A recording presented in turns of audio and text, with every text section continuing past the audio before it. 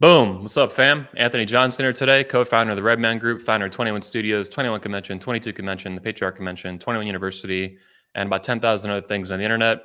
Today here with episode 165 of the Redman Group live here on YouTube, Twitter, Facebook, all kinds of fun places. And I'm being joined today by Mr. Richard Grannon. He was on the last episode as well. He's a armchair philosopher, I'd call him. Pretty big time YouTuber. He's closing in on 400,000 subscribers, famous around the world in some ways. And I would also call him an expert on trauma and the philosophy and psychology surrounding trauma and healing from trauma. He's not technically a psychologist or anything like that, but in a lot of ways, he's way more intelligent and empathetic, I would say, than most therapists who are a bunch of woke losers and weirdos. Also joining me on today's show is Mr. Jack Donovan. He's been on the show a couple times before, and he's spoken at 21 Convention many times over now. I think 5 or 6, quite a bit. He's also a pretty well-known author for men and a philosopher for men, I would call him.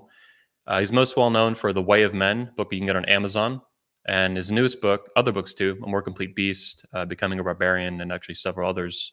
But his latest book that you guys will see is Fire in the Dark.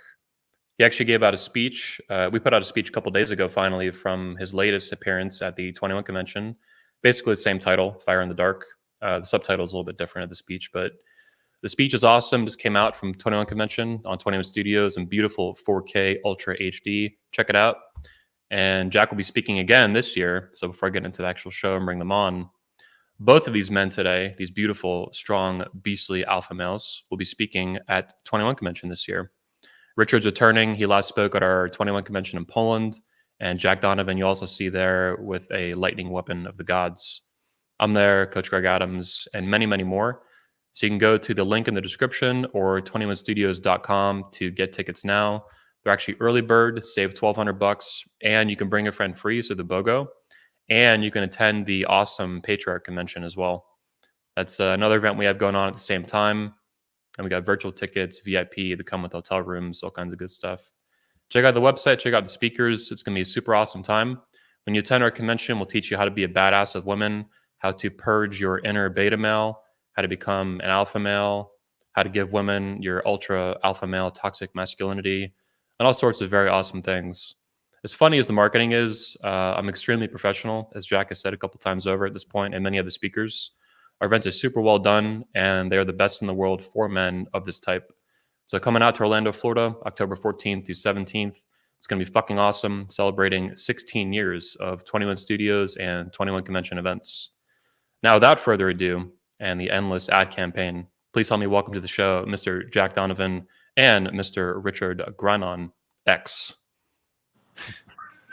I don't know why it says you're X. Now X. Okay. I was like, maybe I figured it was like when Beyonce puts out a new album, but it's a different character, and it's like he's now X. He's not Richard Grannon. He's X. I just saw it at the last minute. Became a symbol. That's my exactly. Yeah. Like I've transcended Richard Grannon, and I am now X. Maybe he's going to be Professor X of the Manosphere. I don't know. I just saw it at the last minute, so pretty good. So how you guys doing today? Haven't talked to I talk to you over text sometimes. I haven't talked to either of you in a little while. How you guys doing? What's new in your life? Anything you want to share for your work that fans should know? I'm very good, sir. Yeah, life is good. I'm currently in Portugal. How about you, Jack? How you doing? I'm doing good. I'm just sitting here like trying to Instagram that we're live right now. Nice. But so I can get it out there. But yeah. You're about to move, right, Jack? Out of Utah to Arizona. Yeah. I haven't even made that super public yet. I'm just oops. Well, no, it's fine. It's fine. It's not like a secret, but I guess I've told my best friend here already, so that's good. Because I was kind of I don't really want to tell Clint because I'm he's my best friend here, but I'm just looking on to new things, and aesthetically, it looks like where I should be. Okay. It seems like a really cool place, so I'm excited about that. I also have a guy who has been a reader of mine who modeled my rash guards and stuff, and he's a black belt down there, so I can go down there and just roll right into his gym. And so I'm looking forward to having, a connection to some dudes already. So it should be good. Cool. Yeah, I never been to Arizona, but beautiful. It's a beautiful state. Yeah. You have family out there, right, Richard? Or no, California or something? California, but whenever I go to America to visit, I usually do a seminar in Arizona, and then I enjoy going back and telling the Californians how much better Arizona is as a state. And then mind blown. They're like, "Why would you choose Arizona?" I'm like, "It's just better. It's just better than here." I think a lot of Californians are moving to Arizona. They call what do they call them? There's like a liberal Locusts. Someone made a term the other day I saw between refugee and like liberal or Democrat, like liberalogy. All these people, basically all the liberals fleeing California to Texas and Florida and Arizona. They're coming here. They're coming to Portugal. We've got thousands of Californians, specifically Los Angelinos, moving to Lisbon. There's a whole industry built up in Portugal now, just introducing Californians to life in Portugal. It's crazy, but it could be a good sign, I think. You know, when people really hit threshold and they're like, we're just going to rage quit from this nonsense, I think that's a good sign. Right. Wow. Although they bring all that California money, that's always the problem, because California money is bigger than other money for some reason. And like everywhere in America where that's happening, it's basically like all of a sudden housing.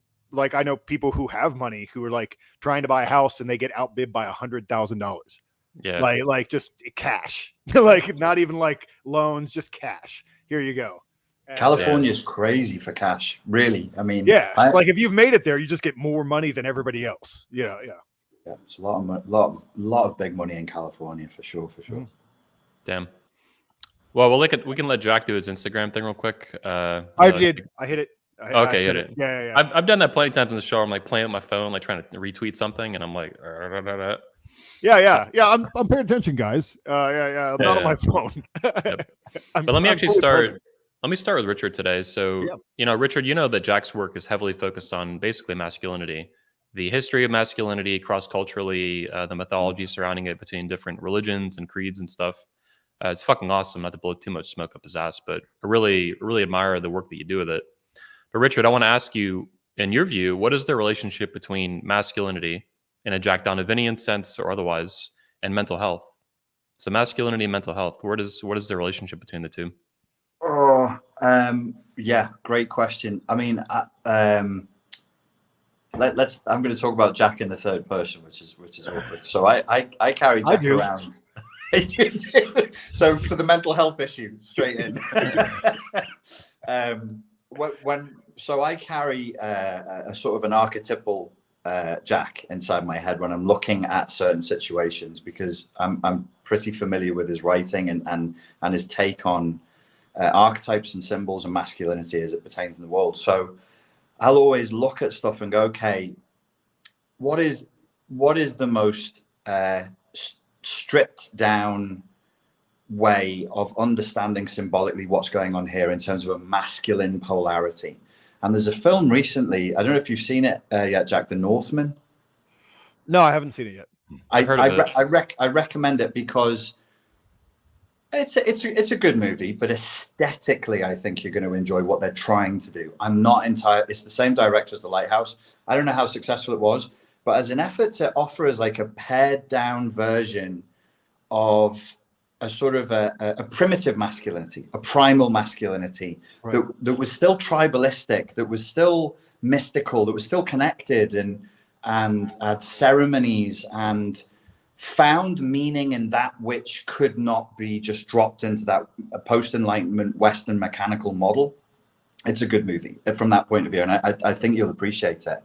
So when we're looking at mental health, for me now, as far as the issue of masculinity is concerned, I'm very interested in let's call it the Donovanian perspective, which is how do we bring back the element of it that is unconscious, sort of Jungian, pre-verbal, because I think it's one of our big mistakes as a group, collectively, culturally, is that post-Enlightenment mechanistic view of the world. We lost so much, as Nietzsche decried. You know, God is dead and we have killed him. What festivals do we need now to clear the blood from our hands? And the festivals that we're engaged in are killing us. The festivals are Instagram. The festivals are social media. The festivals are this performative woke bullshit. That's all guilt. That's all guilt for killing God. Is my position on that now. I hope people understand. I mean, in the most symbolic way possible. Well, I know that, So, for example, Jack talks explicitly about the murder of heroes and gods and the Fire in the Dark. Also in your speeches too. Sorry to interrupt. yeah, no, and I think so. When we talk mental health, because that's like a buzzword, isn't it? You put inverted commas, fucking mental health, and I'm like, I am tired. I'm fatigued with hearing about mental health because everything is mental health. Like if I say something that somebody doesn't like, they come back to me and they'll be like, well, you're an advocate for mental health, so therefore do as you're told. Or the target of anything you just said, they're suffering with mental health, so don't say that, and it's do as you're told. So I think like we've got to get back to something that is before all this bullshit and all this stuff, that is probably just an effort to create content. And I don't just mean in the internet age content, stuff, a story, a narrative, stuff, content that occupies our minds that actually should have been filled with a kind of a quiet reverence for what already is. In the absence of space, we're creating shit. We create shit movies now. We create garbage music now. And one of the reasons why is the creative vessel is just full. It's constipated with a constant influx of other people's shit and garbage. So the stuff, as far as it goes, as to answer this as best as I can, coming back to, you said the Jack Donovan perspective of things. I think the key is in the simplicity and in looking for a non-Western. We shouldn't be embarrassed to say, I don't want a rational explanation for everything. Some of these things are irrational, and Jack will do that. He'll say, I like this because it looks cool and I like the way it fucking makes me feel. And people can either go, well, that's ridiculous, I'm not doing it, or yeah, I vibe with that. That means something to me. It should mean something to every human being who still has a connection with their own humanity. The last thing I want to say on it, there's a martial arts instructor I follow for years, Masaki Hatsumi. He teaches ninjutsu. And it's an old lineage, and it's probably more about preserving a tradition than really fighting, to be quite honest with you. But he's a good writer, and one of the things he wrote in one of his books is there are things we do in practice that you do not need, but you will find in life that you actually need those things that you do not need. Back to symbols, back to ritual, back to these things we think we don't need that are actually critical to feeling good. You want to call it mental health or being in alignment or whatever it is. We need these things back. We lost them, and we must reclaim them because we're dying mentally and spiritually without them. Yeah, what comes to mind immediately is like American culture being just so completely fucking lost. The average American, I don't know how bad it is in Britain. I'm sure it's similar to a degree, but it's just in America, it's like the American culture has been under attack and is really dying. And it's not just movies and stuff. It's even simple stuff like food, holidays, everything's under attack. Yes. Is it okay to be a white heterosexual male anymore? No, you're evil, toxic bigot. You're going to die. You deserve to die. You deserve to be tortured in hell for thousands of years. Like, it's really gotten out of control. Yeah, even that wouldn't be enough. Exactly. Yeah. Well, Jack, one of the things I talked about recently was I gave a speech, and I'll probably elaborate on it at the 21 convention in the fall here, is I think that masculine men stopped making art. Yeah. To a great degree. I mean, there's this weird thing, especially in America. I don't think as much in Britain and Australia, because, we have to import our actors, to play our heroes from Britain and Australia, because American men aren't even allowed to do drama because it's too gay, but I think in all the cultures, I think that once women moved into the space of creativity and all that kind of stuff, and the feminine men moved into that space, then masculine men moved out, and they literally stopped creating things. And so what we're seeing is really, really effeminate men and women making culture for us. And surprise, we don't like it. It's not the culture that we want. It doesn't connect with us. And so really to correct that, it's not just like criticizing Hollywood and like, you guys are doing it wrong. It's like, well, the wrong people are doing it. And they're the people who don't really have any connection to their own masculinity or whatever. And so like, they're just doing what you would expect them to do. And so to fix that, you really have to inspire men to be like, actually, this whole 5,000 years of culture, men created that. Men created all the beauty in the world, basically. And the idea that we shouldn't be doing it is insane. And so like I think we need to get men creating things again. And that's a very long game. Unfortunately, you don't like Yeah. oh well, I should just hurry up and be Michelangelo tomorrow. That's you can't really do that. That takes you have to acquire skill and go through the processes to do that. But we need to start that and make it okay and make that part of what we do. And that's something Tanner and I both talk about a lot. Yeah. I mean, he gave a speech recently about like the concept of male beauty.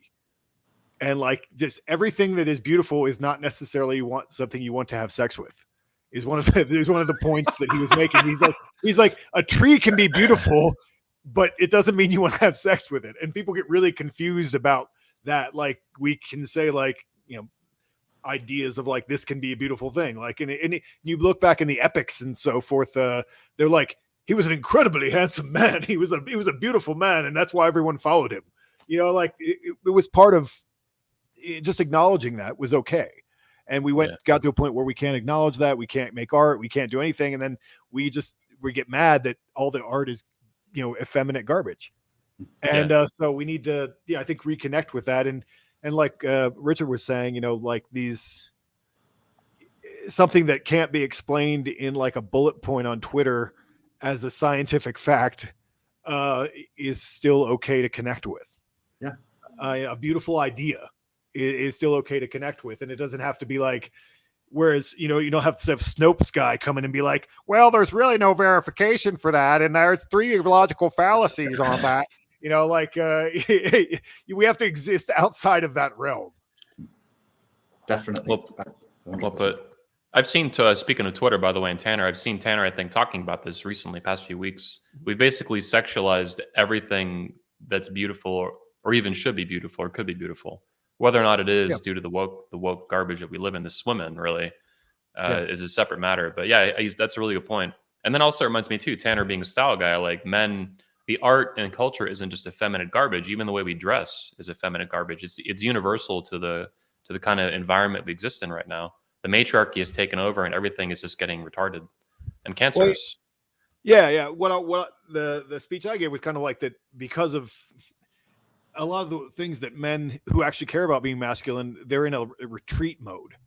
Yeah. And like basically the realm of masculinity got smaller and smaller and smaller because women started taking over more and more areas. And so men were like, well, women are doing that, so I don't want to do it. Women are doing that, I don't want to do it. And so they just moved into this kind of, the man cave is what I use to talk about it is because that's this tiny little cultural space that men are allowed to have. So like, well, that's the kind of stuff Tanner talks about is like, well, you're only allowed to wear your band t-shirt and your cargo shorts because like you're afraid that if you do anything else, like people will look at you and like flip-flops and shit. Yeah. Although, I like to fuck with Tanner because I'm like, I do martial arts, so I wear Crocs all the time, and he that triggers him to like, no, but they're the correct thing for jiu-jitsu. But yeah, it reminds me where you're talking about I was tweeting about, I don't know, a week ago, a couple of days ago, and it was kind of hyperbolic, but also there's an element of truth to it. This is kind of how I usually communicate on Twitter anyway. Yes. And I said that the manosphere is really America's, and I believe it though. Like it's funny, but it's also serious.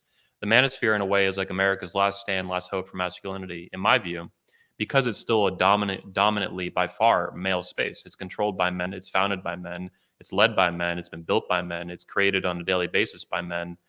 Almost everyone in it is a man, is male. Not a non-birthing person, like a man. At least you should be a man, right? There's a lot of beta males too, of course, for sure. But that's, and I think also though this is why mainstream is so unnerved as they keep bumping into the manosphere. Whether it's Make Women Great Again or the Red Pill documentary a couple years ago, or Kevin Samuels recently blew up, huge, and then he died of a heart attack or something a couple days ago. He was talking consistently to major rappers and celebrities and stuff. But they're also, I think, the feminists and stuff are terrified by the manosphere and that's why they keep, like, Secret Service did a report just recently they published on the manosphere, and like this is a habitual fucking thing that keeps happening. But basically, it's a space not controlled by women. Like there's no the influence of feminism on the manosphere controlling it is like it's functionally zero. And there's very little in American culture and our Western culture where that's the case, because everything has been invaded by feminism explicitly or women more generally, and then men retreat from it. And then you're left with nothing but fat beta males and Karens running everything. Even politics is like that. I mean, the schools, like, it's just a total shit show. Yeah. Well, I mean, it's part of the mimiplex of ideas that are not in the slave narrative. Yeah. Because obviously that's what we're seeing everywhere is like, here are 30, the proper ways to be a slave.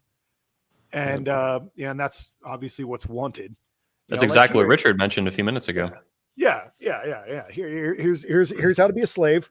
And, if you're not, doing that, then, you're going to be targeted. And they're just waiting for something to go wrong or for them to target that group and socially, stigmatize it. And actually go after them legally, as you know. I mean, I'm on a list. I know it because I came back into the country and they pulled me aside in immigration or whatever. And so you are you on the internet, Jack Donovan? Pulled me aside and gave me some questions, because I'm on the naughty list. And so everyone's going to be targeted who's not on pro-slave. They've done it to a lot of people. I mean, like the Madison Cawthorn, I don't know what was going on with him, but they just kind of crushed him recently. Anyone who's not in the, the Republican Democrat, that collective that just, makes war and works for Pfizer, anyone who's not in that, they're going to go after, and so, what Elon Musk, right? He has a sexual harassment. Boom. Amazing. An accuser appears. Even Tesla recently, Tesla or SpaceX got removed from some important list, like stock exchange stuff. Yeah, I saw that. Top 500. Yeah, it's like, wow, that was hell. The timing on that's incredible. Like, what a coincidence. Yeah. Richard, I want to ask you a follow-up question on my earlier question. So I asked you about the relationship between masculinity and mental health. I didn't intend to include any woke crap with that. I meant it, genuinely, of course. No, I know you did. Yeah. It's just I want to put a marker in the conversation because I'm Totally. sure you've experienced it as well. Well, yeah. Okay.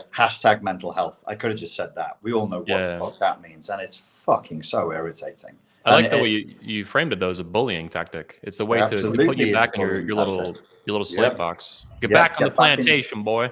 Get back on the plantation. That's the whip crack. That's the shame, the humiliation, the guilt tripping. You'll see it in the comments here. You'll see it you see it everywhere. And I'm like, who's doing this? Who's policing other slaves? What good little slaves we are that we police each other. We don't even need masters here because we're the slaves and we're the crop as well. It's such a desperate situation we find ourselves in. I mean, you said to me last time, why are you so much more outspoken now? And I'm like, because I really don't think there's much time left. This is bad, and the future of this is bleak, very bleak. This is why you guys we all have lightning on us. I mean, I have to say, like I said, I wanted to make my video picture more serious, but when I first saw that and you said it to me, I was like, finally, someone sees me the way I see myself. Yeah, the narcissistic delusion is spreading into the world. Exactly. I've projected myself correctly. I understand. There's a reality to it though that. When I started my company in my event, 21 Convention, it was 2006, 2007. The world was a different place. The culture was a different place. The hostility against men and young men was way less than it is now. And it still existed. And so it didn't just it didn't just spring up out of the ether, out of nowhere. Right. But it's not just gradually, but it's exponentially increased. And we see that now with Will Smith and the Johnny Depp stuff and Me Too crap, Me Poo, #MePoo. The whole, recently the disinformation board that got dissolved, but that was a thing for a couple weeks there, whatever they're trying to build. A lot of that was actually going to be targeted at misogyny, misogynistic ideals on the internet. Oh, yeah. They've been talking about that even since day one in the alleged Biden administration. Like they want to target, that's one of the main components to shut down misogyny. It's like, holy shit, these people, they want to officially use the government to neuter and castrate any kind of criticism of women at all and just reframe all of it as abusive misogyny and hatred. It's like, this is fucking crazy. That administration wants ownership of all criticism. They want ownership of all criticism. They want to be the ultimate authority on who may be criticized and receive zero criticism themselves. They're megalomaniacs, psychopath, scumbags. What a demonic entity that fucking administration is. Awful. Hashtag mental health. Hashtag mental health. Yeah. This is the Richard I love. This is the Richard we need. Yeah, man. yeah. No, I agree completely. I mean, you can't. I feel like it's when people like actually talk about it like it's Biden, or like I feel like I'm talking to children. Like I mean, obviously there's people behind that who are the people who are. I mean, that's there's people behind that senile little old man. confused puppet that they make run around and like do stuff. Or the robot or whatever the hell he is, but like the teleprompter people, teleprompters. Yeah. Whoever's running the teleprompter people. That could be the name for the conspiracy like theory around them, the reptilian teleprompter people. But I mean, whoever's obviously in charge of all that, the group of people or whatever, the network of people, just obviously probably just people who have vested interests, really. Yeah. And things being exactly as they are, and they're like, we're on the good side of things, so let's keep making money. It's very bad. You like what they're doing? It's obviously complete control, over everything, and it's just weird the way, like I always wonder about like reporters. Like, I think it's elderly abuse too. Like Joe's an old man. Like this is for sure. This is a senile old man. This is abusing the elderly. Yeah. I think I've posted about that a couple times. Remember that time when we all participated in elder abuse for 4 years? Yeah. Because I mean, whatever bad shit that he's definitely a bad dude. Yeah. But now he's just like a tottering idiot. Like bad dude, and it's mean. What they're doing to him. I'd still happily watch him, like, say, prosecuted. But whatever. I almost said something spicy, and then I was like, "Oh, like prosecuted." But yeah, I mean, it's a bad situation, and I was saying that reporters and stuff. I'm like at some point when you went to school to become a reporter, you still thought that you were, getting the scoop. Like you're getting the scoop, like you're getting one on the man. You're like unveiling the secret, and now it's like all these people, like they just totally let go of that. They know that they're not doing that. No, they know that they're literally writing propaganda. It like here's what you will write, and here's what you're doing it, and there's no reporting. It's all puff pieces. It's all like here's what you like. Here's the narrative. It doesn't matter what you do or whether it's true or not. You're just going to write that. And that's why I always say they're like worse than actual prostitutes. Instead of putting dirty dicks in their mouth, they put other strangers' words in their mouths, and it's worse. Well, they call them prostitutes, I think is the name. Prostitute. Oh, okay. Clever. Yeah. I like that. That's good. They're putting one of Satan's multiple dongs in their throats. They really are absolutely disgraceful swallowers of the black wormsism of the devil. You said before, Anthony, that there's a hostility towards men. I think towards masculinity, as I think is what you said. I think now that's escalated to a morbid hysterical terror. So if there is any sign of authentic, unbothered, unattached expressions of masculinity found, with the few places you can find them because they're rare, the response is visceral and it's hysterical. Like this person must be stopped from what? From doing the man, the male, he's happy. Look, he's happily independent. Oh my God. And I look at this and I'm like, this is what we were told drove like the Inquisition and the witch burnings, was a terror of femininity, of female sexuality, of female beauty. This terror, this tyrannical, I must crush and destroy this force. It feels exactly the same. And it has that same knee-jerk religious fervor where people will go all the way to the end. They're not just going to attack masculinity and then go, oh, that's enough now. They want it gone off the face of the earth because they really, in their delusion, believe it's like an existential threat.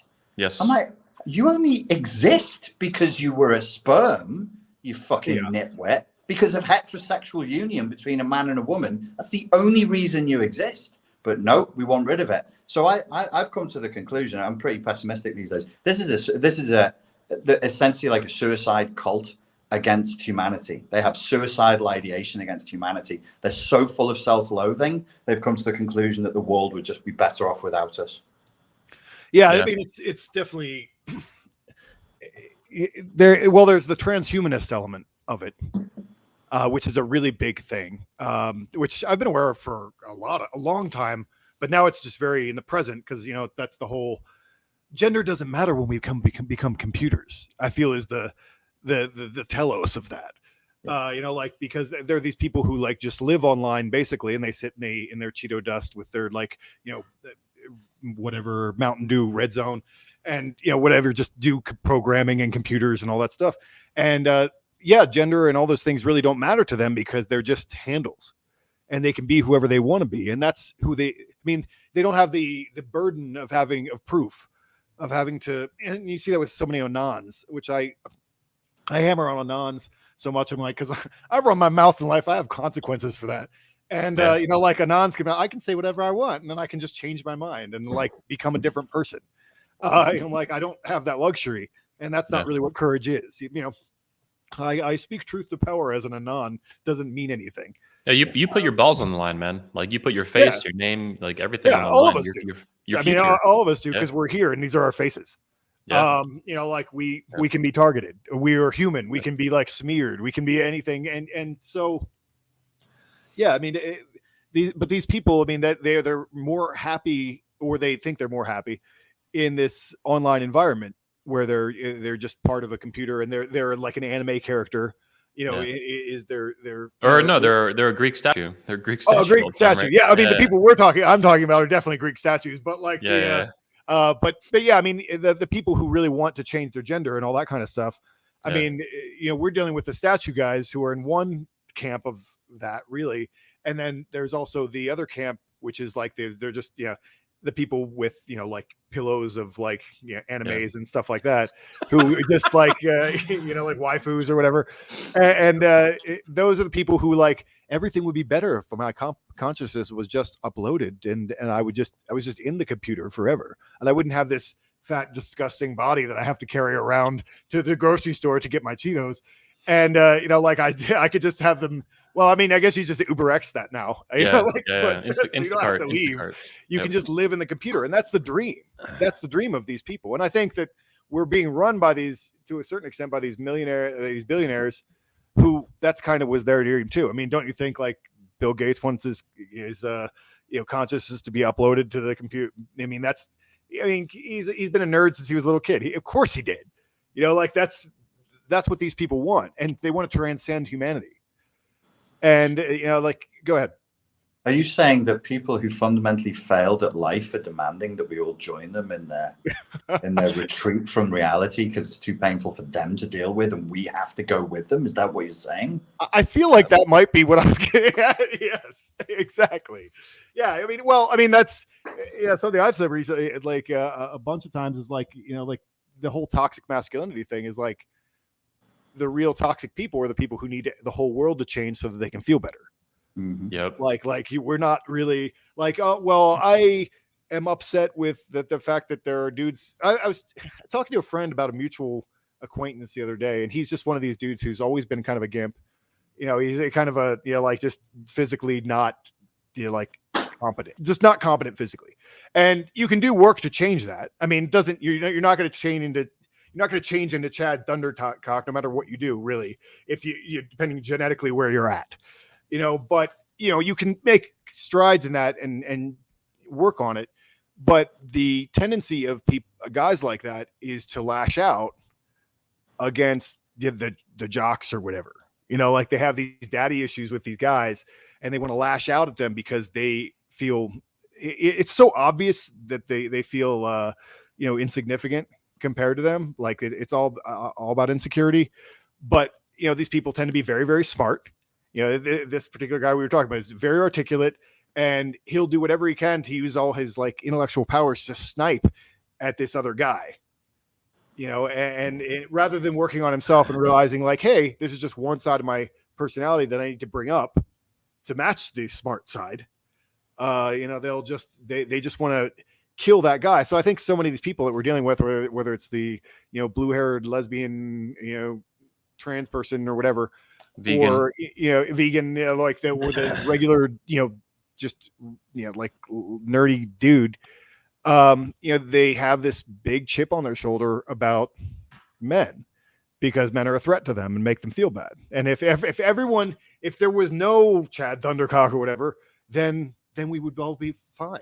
No one would be a specter of greatness above us that like, oh, you can do things and you're physically competent and like you have this heroic aspect to you. They hate that because they're not that. Well, the reality is, though, if there was no Chad Thundercocks in the world, alpha males, purebloods like us, people would starve and people would die. This is the reality of the world. Like someone mentioned, I think it was Richard. But it was Richard. You were the product of a hetero. Your dad fucked your mom. Yes. Like basically, like toxic masculinity got injected right into your mother. He fucked her pretty good. This is what it was, a cisgendered heteronormative experience. It was actually a criminal act, Anthony. I'm the product of a criminal disgust. But he was white when he did it as well. He white. He was fucking while white. All right, those are extra charges. So what also came to mind, though, because you're a dirty Brit, you lobster back, red coat, is you better sort your shit out. We're coming back to take it back for the Queen. Well, this is real, though, because my country came, in my view, for basically not only masculinity, but what today would be considered toxic masculinity. My country was founded on violent revolution. We tried talking to the king and to the parliament and all that for a long time. It didn't work, and then we started shooting you or whatever. Who shot first? Like the details of it. Ultimately, it was masculinity that created America. It wasn't femininity, even though women played important roles. All the founding fathers had mothers. Many of the men who fought, of course, had wives and families. But it was men, by and large, by a mile, who created America. They fought for it and they died for it. So it's masculinity that built it. So it's like, if they get rid of masculinity, like, where do you think this all goes? It's just genocide and death, ultimately. Well, to be fair, the masculine men founded every country. Britain was founded by warrior kings. All these countries originally were in such that they exist. I mean, like Charlemagne, across France, and all these people all these nations and their history were founded by warrior kings. I mean, all the monarchies, whether they became weird and degenerate over time from inbreeding or whatever, that's a different thing. But they were all originally created by Chads. They're all created by warrior kings who went and slaughtered people, to create, a new place for their particular people. And, so all countries are created like that. Iran is created, all these great nations. It reminds me of what Michael Foster says, that patriarchy is inevitable, in a sense that masculinity is also inevitable, because that's where your country, like you're saying, it's where your country came from. And that's ultimately where it's going to go, one way or another, whether you get invaded or men take over, or like whatever. Although the scary thing, because we're on the transhumanist page, is although we were all, products of, heteronormative sexual activity, that's, we're the cloning and test tube baby thing is already here. It's not that far away. They do, they will just mix us up in a lab, or mix whatever slave that they want up in the lab. Because that's really where that goes, and that's where it gets really scary. It's such a weird thing, because you can't stop technology. Being a Luddite doesn't work. I mean, I was kind of messing with AI art the other day, which is just an abomination, but at the same time, it ain't going away. It's already happening. So it is what it is. And so, we have the same thing with, all this reproductive technology that's going to happen. How do they create their matrix slaves? We just mix them up. And, this is just what we're dealing with, the stopgap. Right now, they'll just inject us with whatever to make us slaves. And then that's just until they get the genetic programming figured out. That's, it's scary stuff. Yeah. We live in wild times. I mean, no doubt. It's one of the best times in history to be alive, but also easily the most bizarre and Orwellian. Like, technology has enabled so much productivity and wealth and happiness and freedom, and it's also enabled like the worst of tyrannies and in ways that are evil, extremely evil, very evil. Like, this is getting really sick. It's getting out of control, like faster, like unbelievably fast. Yeah, and COVID, I think the COVID stuff and the forced zombie jabs and stuff, and now the cloning technology and the Matrix we're all going to get plugged into. Yeah, it's getting pretty wild. That's the problem with nerds is that like all this stuff seems like a good idea to them when it starts. It's like that Gandalf quote, like even wizards cannot see LNs. The law of unintended consequences with this stuff. I mean, I'm old enough to remember when the internet started. And we getting on and dial up and all that shit. And it was like, it's going to be amazing. Everyone's going to have access to all this information and it's going to be so productive and everything's going to be so cool. And now it's just people sitting on Twitter bitching at celebrities. And, because human nature hasn't changed. It's just, they're going to make it for whatever it's, all these technologies that seem cool can also be used to enslave us in an unfortunate way. Yep. I really think to the technology point, there was something I meant to say before and then I forgot it. There's something to do with the way technology is converging with hardcore exploitative consumer capitalism, and then what you said, like the nerdish desire to withdraw from the world, and to only seek safety. That leads inevitably, as Anthony just said, to a kind of a Matrix scenario. And I don't say that. That's not hyperbole. I literally think before we die, we'll see pods in people's houses. It'll be for the environment. It'll be for your health. You can play video games in there, but there will be pods. People will be queuing up to get in there and have sex with their favorite virtual partner or whatever. Oh, yeah. And I think we've got to remember that is, there's toxic masculinity, which is bullying, tyrannical, and tortures and genocides. But there's toxic femininity, which is boundary breaking. It's smothering. It's the archetype of the smother mother.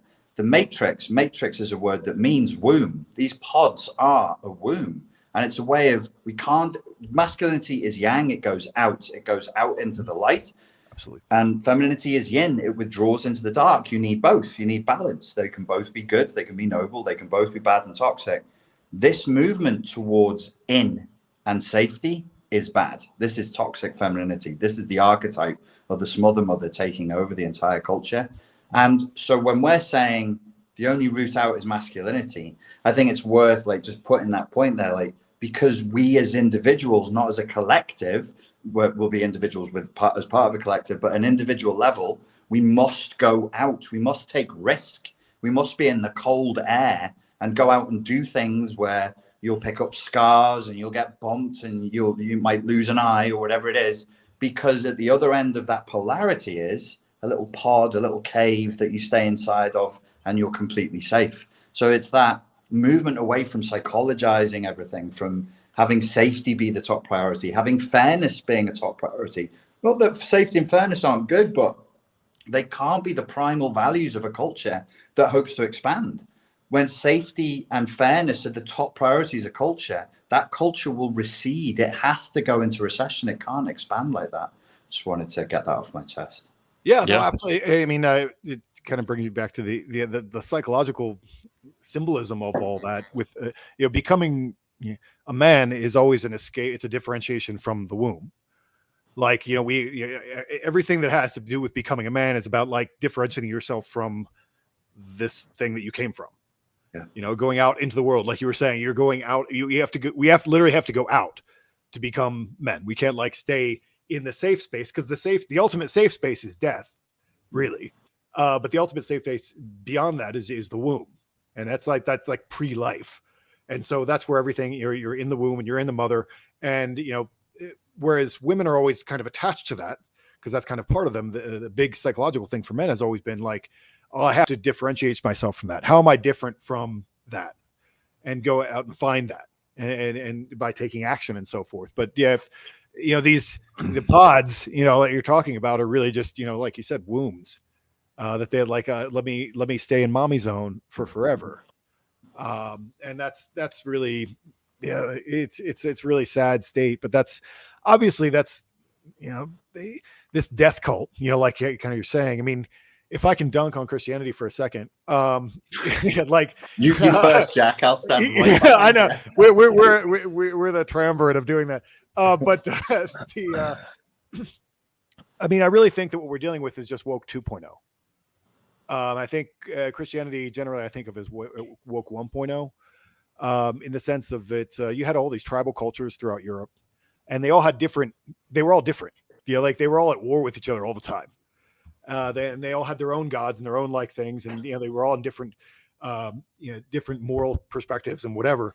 And they would have been in war with each other for forever, but what Christianity provided is what, when you talk about anthropology, if you want to unite tribes of people that aren't related to each other, you come up with a super overarching narrative in which they are still part of the same tribe.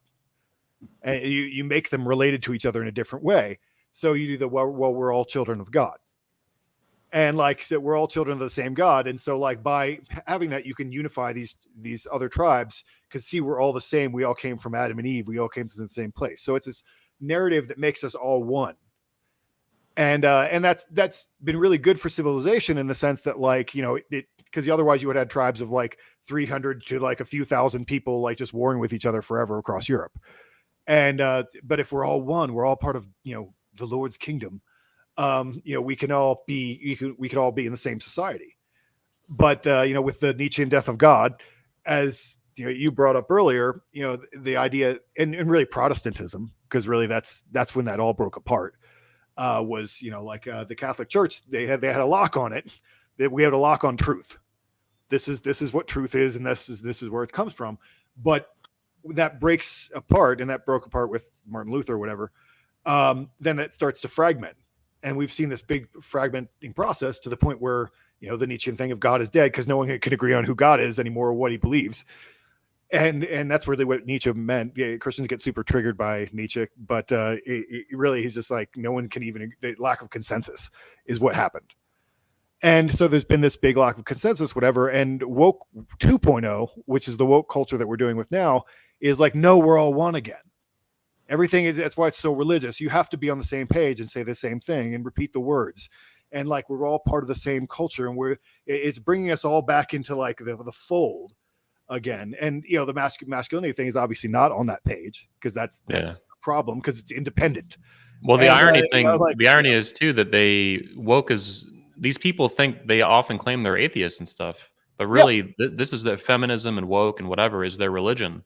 They have saints, they have priests, Fauci, Floyd, St. Floyd, like all that shit. Oh yeah, I mean, these people are. It's a real functional religion, and they're just oblivious to it. Oh, it's the most religious thing in the world. Like like just say the words, repeat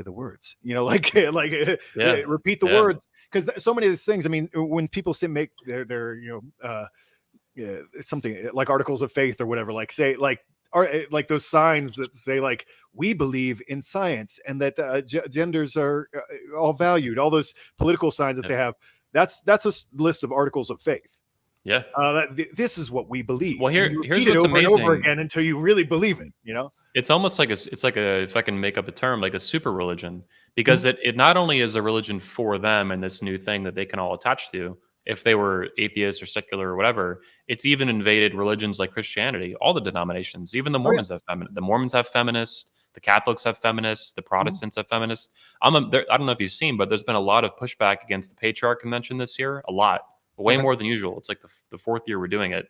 It's never gotten much heat. Now it's getting heat because there's a bunch of Christian feminists, which is like an oxymoron in a way, who are aggressively anti-patriarchy, and they are triggered to shit by this event. To some extent, the men's event and the Make Women Great Again event too, but the patriarch event is really aggravating to them because they finally discovered it because of the pastors we have who are pro-patriarchy. Yeah, so because Christianity, that's the old religion, and we can't have that with the new religion. We have that; that's the problem. They're not on the same page. So again, they're a threat because they're not saying the words. They're not saying the words that we all believe in the thing.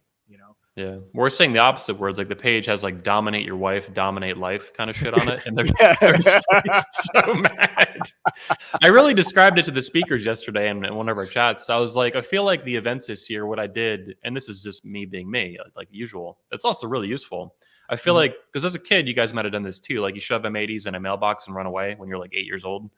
If you get access to fireworks, you put them in anthills and like little stupid shit like that. You blow up someone's mailbox. Not that anyone You should can't do this, live but, your like, life like that, Anthony. You just can't. But with the marketing, that's really what it's like. It's like their head is a mailbox on the internet, and I just shoved a bunch of fireworks in it. Dominate your wife, dominate life. The future is patriarchy. Like these people are so fucking mad. They can't believe it. They can't. The chat. There's like a chat on the website. They're all going like, "Is this real? Is this real? You need to die. Fuck you." Like it's just like when Make 'Em Great Again took off. Like the anger is so they're so unhinged because they're a part of a cult. They're part of a super religion that's invaded even their own religion. They're all allegedly Christians who hate the patriarchy and believe that the Bible doesn't matter and women can be fat pastors and leaders in church, like all this stupid shit. This is nonsense. It's amazing. Christianity is way more feminist and way more woke than I realized. I thought a lot of them were just kind of more blasé about patriarchy and stuff, and they're not. There's a lot of them who hate patriarchy, and they are avidly Christian, though. It's so weird. Douglas Murray, the Scottish writer, just released a book called The War on the West. Right. And he actually goes into this. He's like, all the places where you would expect the woke nonsense to be kept out of have fallen. Everything has fallen. Yeah. I like the way you described it as a supra religion.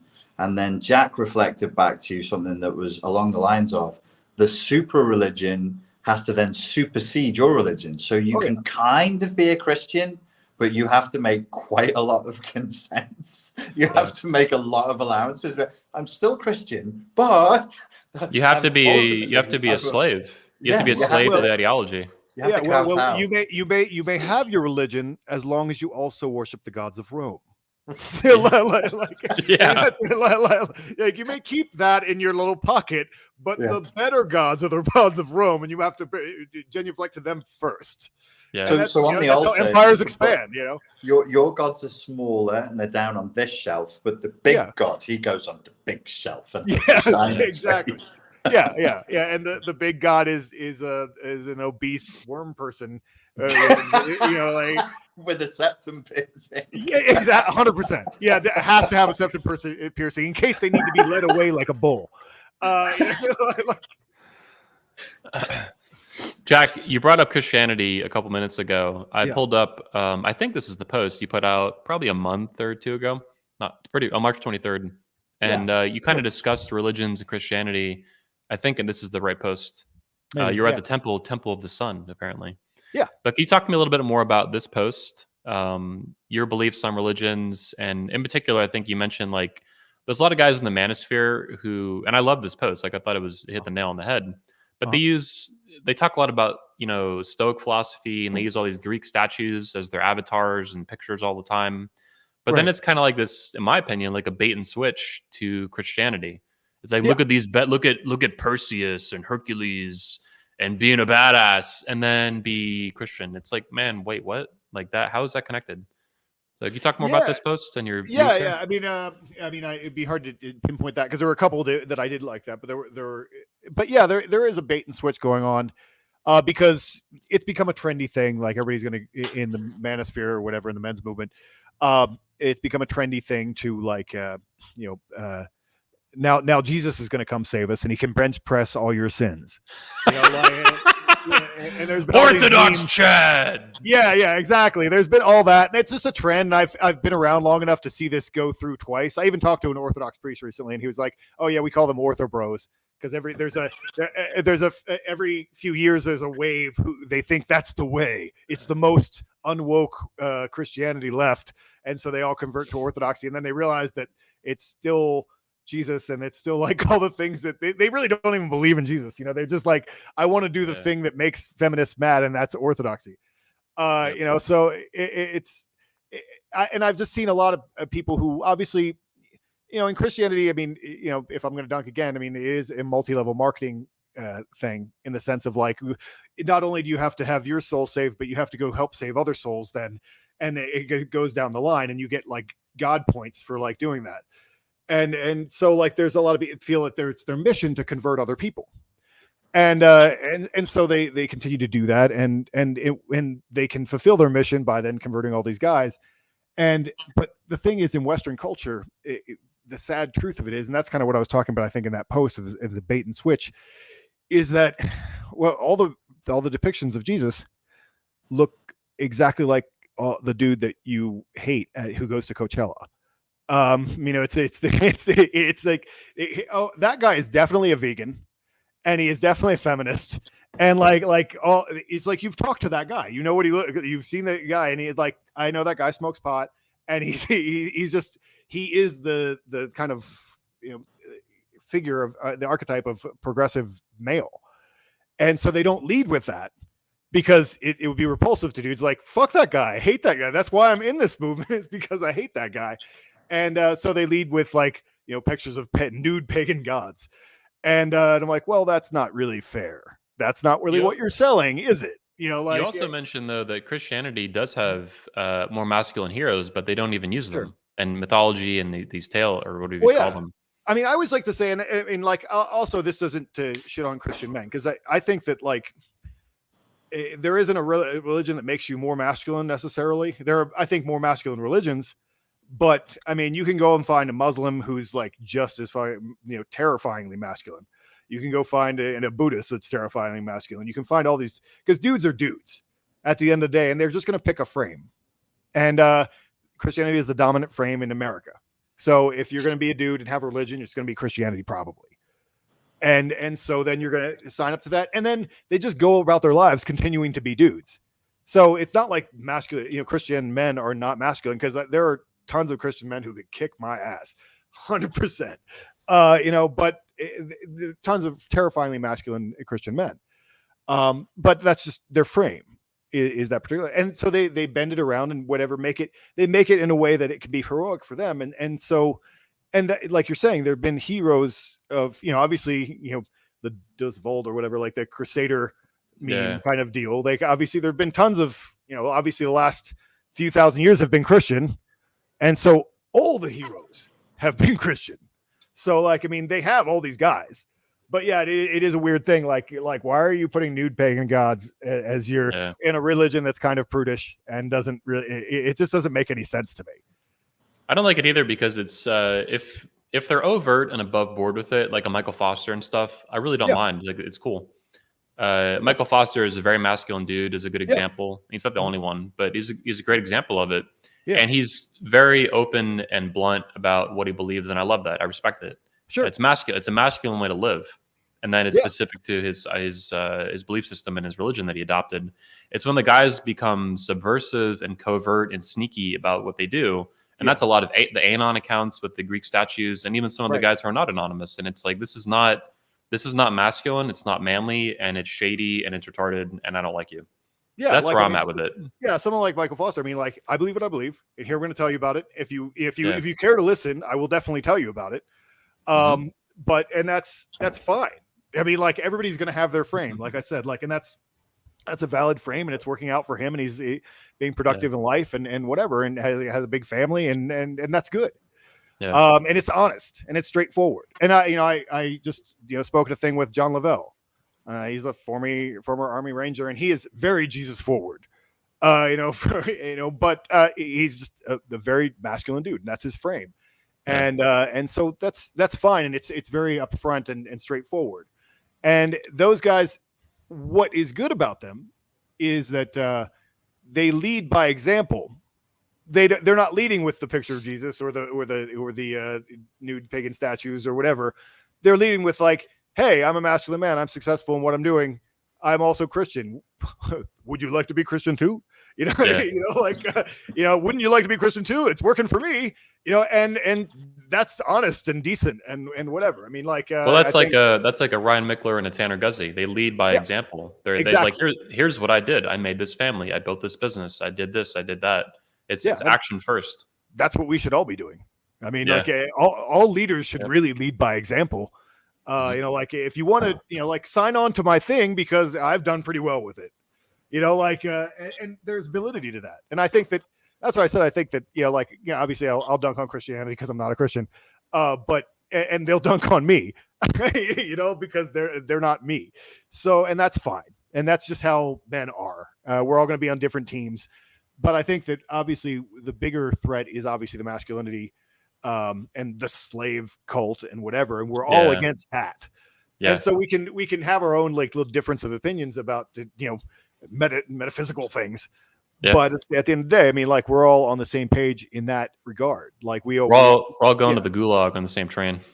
Yeah, for sure. Like the gas shower is for all of us. Yeah, I don't want to control them and make them stop being Christians. Like that doesn't have. I don't care. Like I just want my own piece of the pie and do my own thing. And I would like to be free. That would be cool.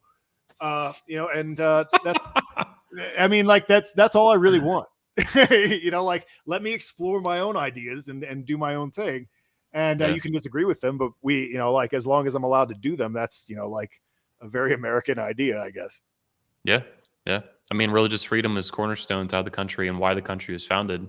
Right. I know it's a little more complex because Christians were murdering each other for like hundreds of years. Like they can't get along because that is the thing. Like that's the tricky part is that they can't get along because they do have we all have to be one narrative. They have a woke narrative that they all like. They even have that saying, and that's when you know that they're being sneaky. Is that they're like, there's something from the Bible that they like, and every man shall kneel, or like, and every knee shall bend, or something like at the end for Jesus. And so they all have that in their back pocket, and so you just have to watch when they get too much power, because then they'll like that, boom, theocracy. Like that. Didn't see that coming, but theocracy. and the Muslims are more explicit about it, though. Islam means they're honest. Submission, right? yeah, like caliphate.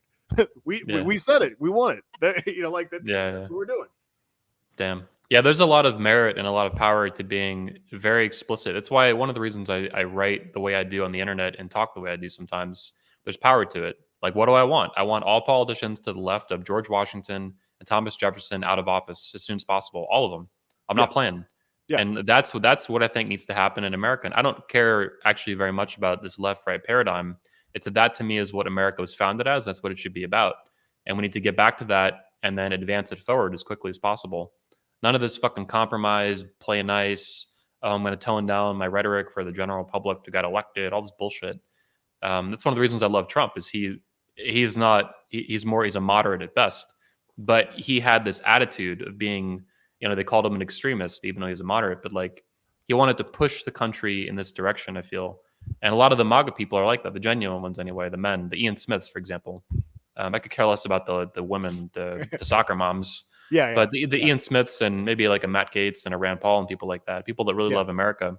Yeah. So that's why I write the way I do. Is like, man, I need to be what I want with feminism. I want it to be abolished. I want it gone. I want it dead as a movement, completely gone forever in history books. Like, I'm not playing. And I think if that has any chance of happening, you have to be that explicit about it and that clear. And that's what the woke people have. What do they want? They want masculinity destroyed. They want 500 genders. And they want it now. They want it yesterday. Like they want bathrooms for everybody. They want to groom the children. Like these motherfuckers are after it. And that's part of the reason they've been winning for so long in culture, is they don't apologize, like even for their most insane, irrational shit. Yeah, well, well, exactly. And like, I mean, they have that old slogan. I forget which branch of the military it is, but who dares wins. Yes. And so they're doing that. They're like, they have the audacity. To step forward and say exactly what they want. Like as you were saying that, I was laughing because I was actually imagining the chanting crowd. Like, what do we want? 500 genders. When do we want it? Now. Like marching through the street, and that's really what they're doing. Yeah, and they have the audacity to do it. And they have the audacity because they have the they're doing the will of people with a lot of money. I mean, at the end of the day, I mean, that's that audacity. If they didn't have the power behind them, everyone would just laugh at them, like as they would have 50 years ago. Yeah. But obviously they're doing the will of the people who want us to eat the bugs and get the pods. And so like, they're just useful idiots for those people. Cause those people a lot of them, like a lot of really wealthy people actually like have very traditional lives. Yeah. Like I mean, that was I think maybe it was the same guy who just wrote that book that you were talking about, the West book. Douglas Murray. Yeah, Douglas Murray. Didn't he write something about like the two cultures in America, like earlier on? There was a book maybe before that. The Madness of Crowds was before that. Okay, I was thinking earlier than that. Even I think like but maybe it's a different dude. Maybe a similar name, but there was something. It was a comparison between like the elites in America and like I think what it was called Fishtown. Like basically like it was like the kind of Rust Belt like middle class. And the difference, really, one of the things I didn't actually read the book, but there were a lot of criticisms and writing about it at the time. And one of the ideas was basically like in Fishtown, all the things had already fallen apart. Like, and that's what we're seeing is like in blue collar America, they're the people with the broken homes. Like you go into blue collar America and you're having lower class people. They all have the broken homes. They all have the divorce problem and the custody battles and all the other stuff like that. You see it when celebrities do it, you see it on a big scale, but a lot of the wealthier side of society, the wealthier, like say top 25%, they tend to have longer marriages, be more settled, are more stable. There's not as much like, oh, well, we got divorced and then Jimmy got on drugs and, like all the things that have all fallen apart for all these people. So there's just a big divide. Rather, we think of like the lower class as being like noble, and they're the ones that are like they have the traditional lifestyles and whatever. But I think one of the points of the book that I'm talking about, I wish I could remember the name of it right now, but it's was that actually kind of the elites are living more traditional lifestyles, but they're letting all these people, the woke people and the antifas and all those, come from more lower class backgrounds a lot of time. Or lower middle class or middle class, and they're coming from this fucked up environment, and they want to perpetuate it because that's all they really understand. Yeah. There is an English writer. He's a former prison psychiatrist who uses the pen name Theodore Dalrymple, and I've heard him in interviews make similar points to the one that you just made. The idea of like working class nobility and traditionalism really is just an idea. It's kind of, certainly in the UK, it's kind of a myth.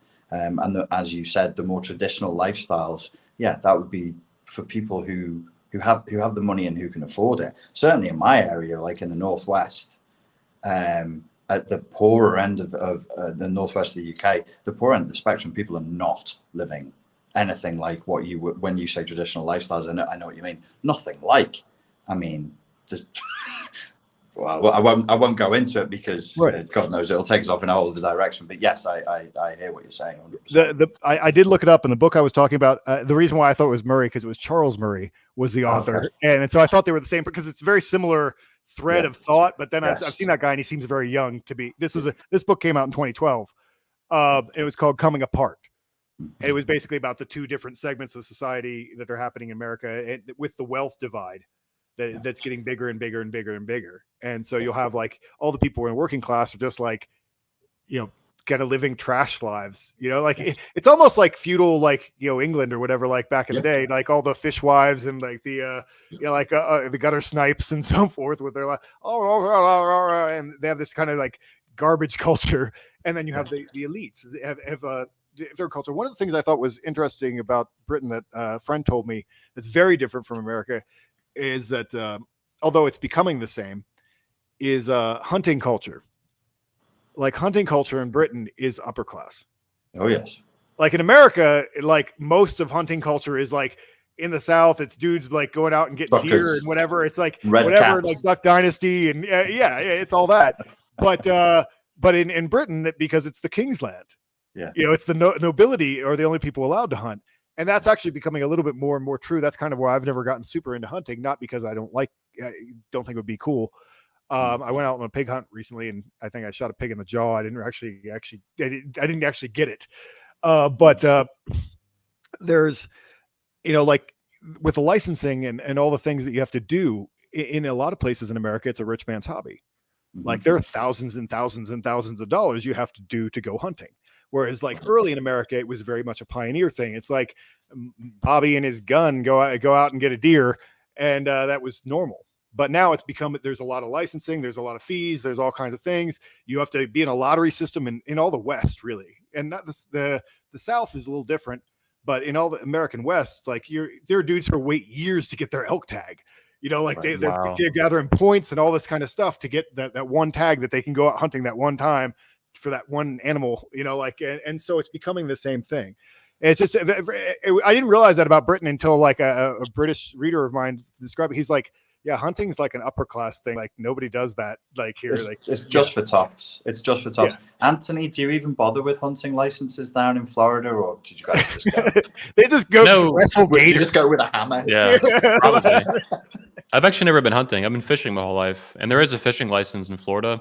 Although honestly, like most people don't ever fucking get it. I might have had one at one point in my life. Right. I never had one growing up. I don't have one now. I could give a fuck less. And the average Floridian could give a fuck less about a fishing license. You can technically get a citation for it or something, but nobody fucking cares. I was pulled over by when I was a kid. We used to speed. I had a boats growing up. I was at a boat, and I used to speed, usually really fast through these like slow zones of manatees and shit. And I was pulled over plenty of times with fishing poles and fish. And I maybe once in my whole life did a police officer ask for a fishing license. Like it's really rare. Hunting, I don't know exactly, but I do want to go hunting someday and learn a lot more about it. It seems like a really useful skill to have as the world falls apart. So fishing's good too, though. That is the funny thing with hunting. That is the fantasy of a lot of dudes that I like to poke fun at, because they all think that they're going to run to the woods and hunt in the end times. Like if it all falls apart, we're all going to run to the woods and hunt. And I'm like, if you're good at it, maybe all of you are going to the woods for those same like 2,000 elk. And then what are you going to do with them? And the end times are about hunting people, son. They're not about like, you're not going to live off of deer. And the other thing is they don't understand is like, as far as the King's land goes, like, is hunting allowed in China? I don't think so. I don't think you're good to go hunting in China. Like, all the hunting land that they go to is BLM land, which is government land, which the government can just say is off limits at any point. And then you're a criminal. And, if you shot on the King's land, you would get shot. That's what it used to be the way. So, I think that there is a fantasy among a lot of guys that they're going to go hunt their way out of the apocalypse. And I just don't, I said, maybe if you're hunting people, but I don't think Jack's ready for the apocalypse with this cannibal cult. He'll be that guy. I got to get on that. I've really been slacking on having a cult lately. Come on, Jack. Come on. I got to work on it. Guys, I want to shift the topic to something I wanted to ask Richard when I interviewed him about a month ago on the Red Man group. I don't want to open it to both of you though. So Richard, last time you were on the show, I had a question written down. I forgot to ask you about it. And I was like, fuck, like one of those, So now that you're on, I got you. So in the Manosphere, and even more widely in self-improvement, self-help communities and industries and all this crap, the Tony Robbins kind of stuff, right? From A to Z with all this stuff, but it's especially true in the Manosphere, I'd say. There's kind of this cult of forgiveness, where forgiveness is viewed and promoted as like this magical fix-all, like this magical pill that can just fix everything. Forgive this person, forgive your ex, forgive your mother, forgive your father, forgive God, forgive all your enemies, whatever. Like forgiveness for fucking everything, no matter what, including when people don't ask for forgiveness, they don't apologize, nothing, right? So what are your views on what I would characterize as the cult of forgiveness, where forgiveness is for everything all the time and it's always a good thing? Are there pitfalls to forgiveness? Does it interrupt healing from trauma? What is the Richard Grannonian sense of forgiveness? The Richard Grannonian sense of forgiveness lies along the path that involves the most nuanced and delicate forms of torture developed by the Navajo, combined with the samurai tortures. I have 5 days of screaming and peeling and begging for mercy. Then I will forgive you. Then I will let you die. I agree that it's a cult. I think it's actually Jack that switched me onto this. The Brene Brown idea of vulnerability, which is a great idea in a certain context, broke out of its Pandora's box and then infected the whole culture. And I know, Jack, you've written about this multiple times in your posts, and I just keep looking at it. I'm going, why do people love the idea of exposing themselves to others? There's something terribly masochistic exhibitionistic, and almost willingly risk-taking about this. And it fits in with another narrative, you know, do good will happen to you, you know, whatever you do in the world will come back to you. And I'm like, that's not the world I live in. I don't know where you guys are getting this. So, you know, the Brene Brown thing about vulnerability, the context in which that works is in a therapeutic context in which there's rapport, and it's very boundaried, and it's an extraordinarily narrow slice of human experience where the more vulnerability you pour in, the more good things will happen. Yeah, in therapy with a therapist you've already built rapport with, and it's really going well for you, then yes. In no other area of life, and I have thought about this for years, can I think using all the powers of my imagination where you would just pour vulnerability on something and expect a good result. It's insane. It's an insane proposition. It's adjacent to your question about forgiveness. Is it necessary to forgive? I don't know ancient Aramaic. I don't know whether in the New Testament, when Jesus was talking about forgiveness, what the original word was and what its connotations were.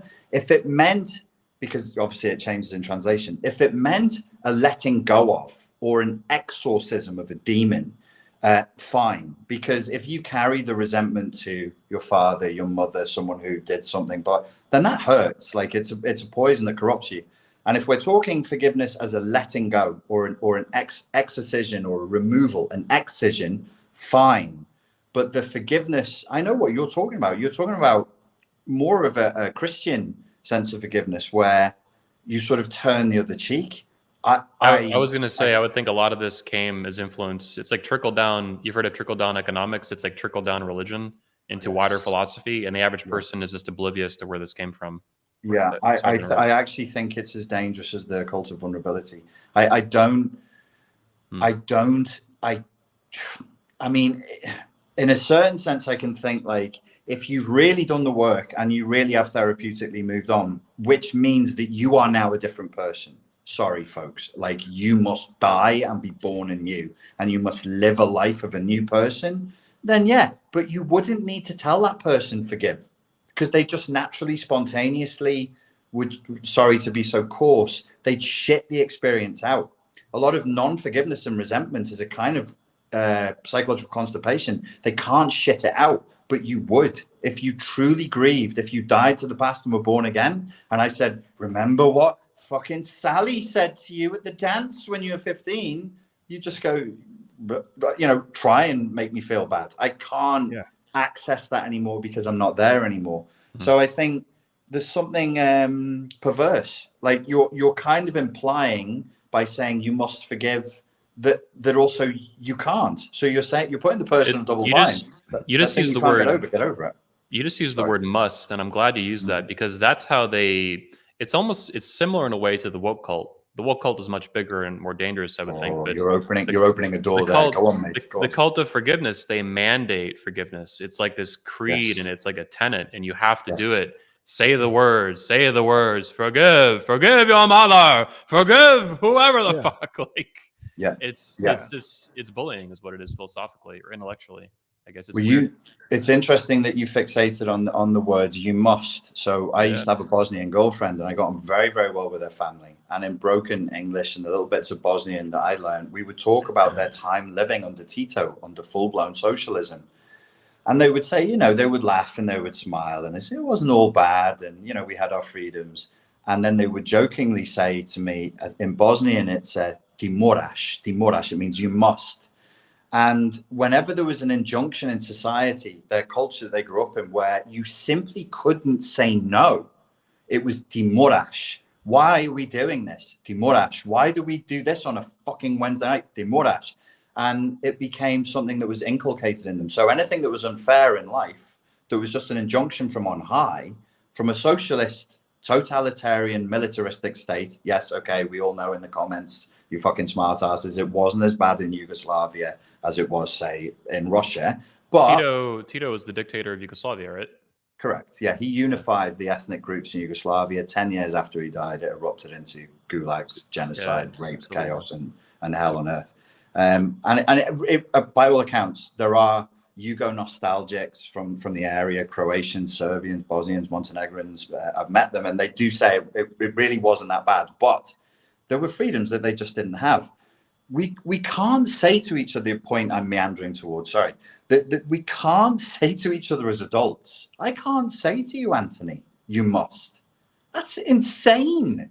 That's fucking insane. I don't care if I'm the government. I don't care if, unless you have a gun to somebody's head and you're trying to kill them, and I would say you must not, or you must put the gun down, or else, fine. But in no other area of life should we get used to the idea of saying to each other or having it said to us, you must. That's not a reasonable proposition. To the point now, I'm getting an allergic reaction whenever I hear it or it's implied to me. You must. And I'm like, why? Why? Who fucking said? Am I not a sovereign individual? Am I not free? I'm not a criminal. I haven't missed paying my taxes or hurt somebody or stolen from. I'm not a fucking drug dealer. I'm not being told you have to want to have sex with this person. You must feel this way about this situation. You must have the correct thoughts and feelings about that. You must say fat women are beautiful. Yeah, exactly, right? Well, you're gonna open the Jordan Peterson portal soon, but we won't go there just yet. No, the appropriate answer for a later moment. The appropriate answer to you must is you must go fuck yourself. Is the only exactly. Fuck you. Yeah. I was thinking about you the other day. I realized, as you age, obviously you drift right politically and whatever. But my friends are joking about this. I still consider myself to be left of center.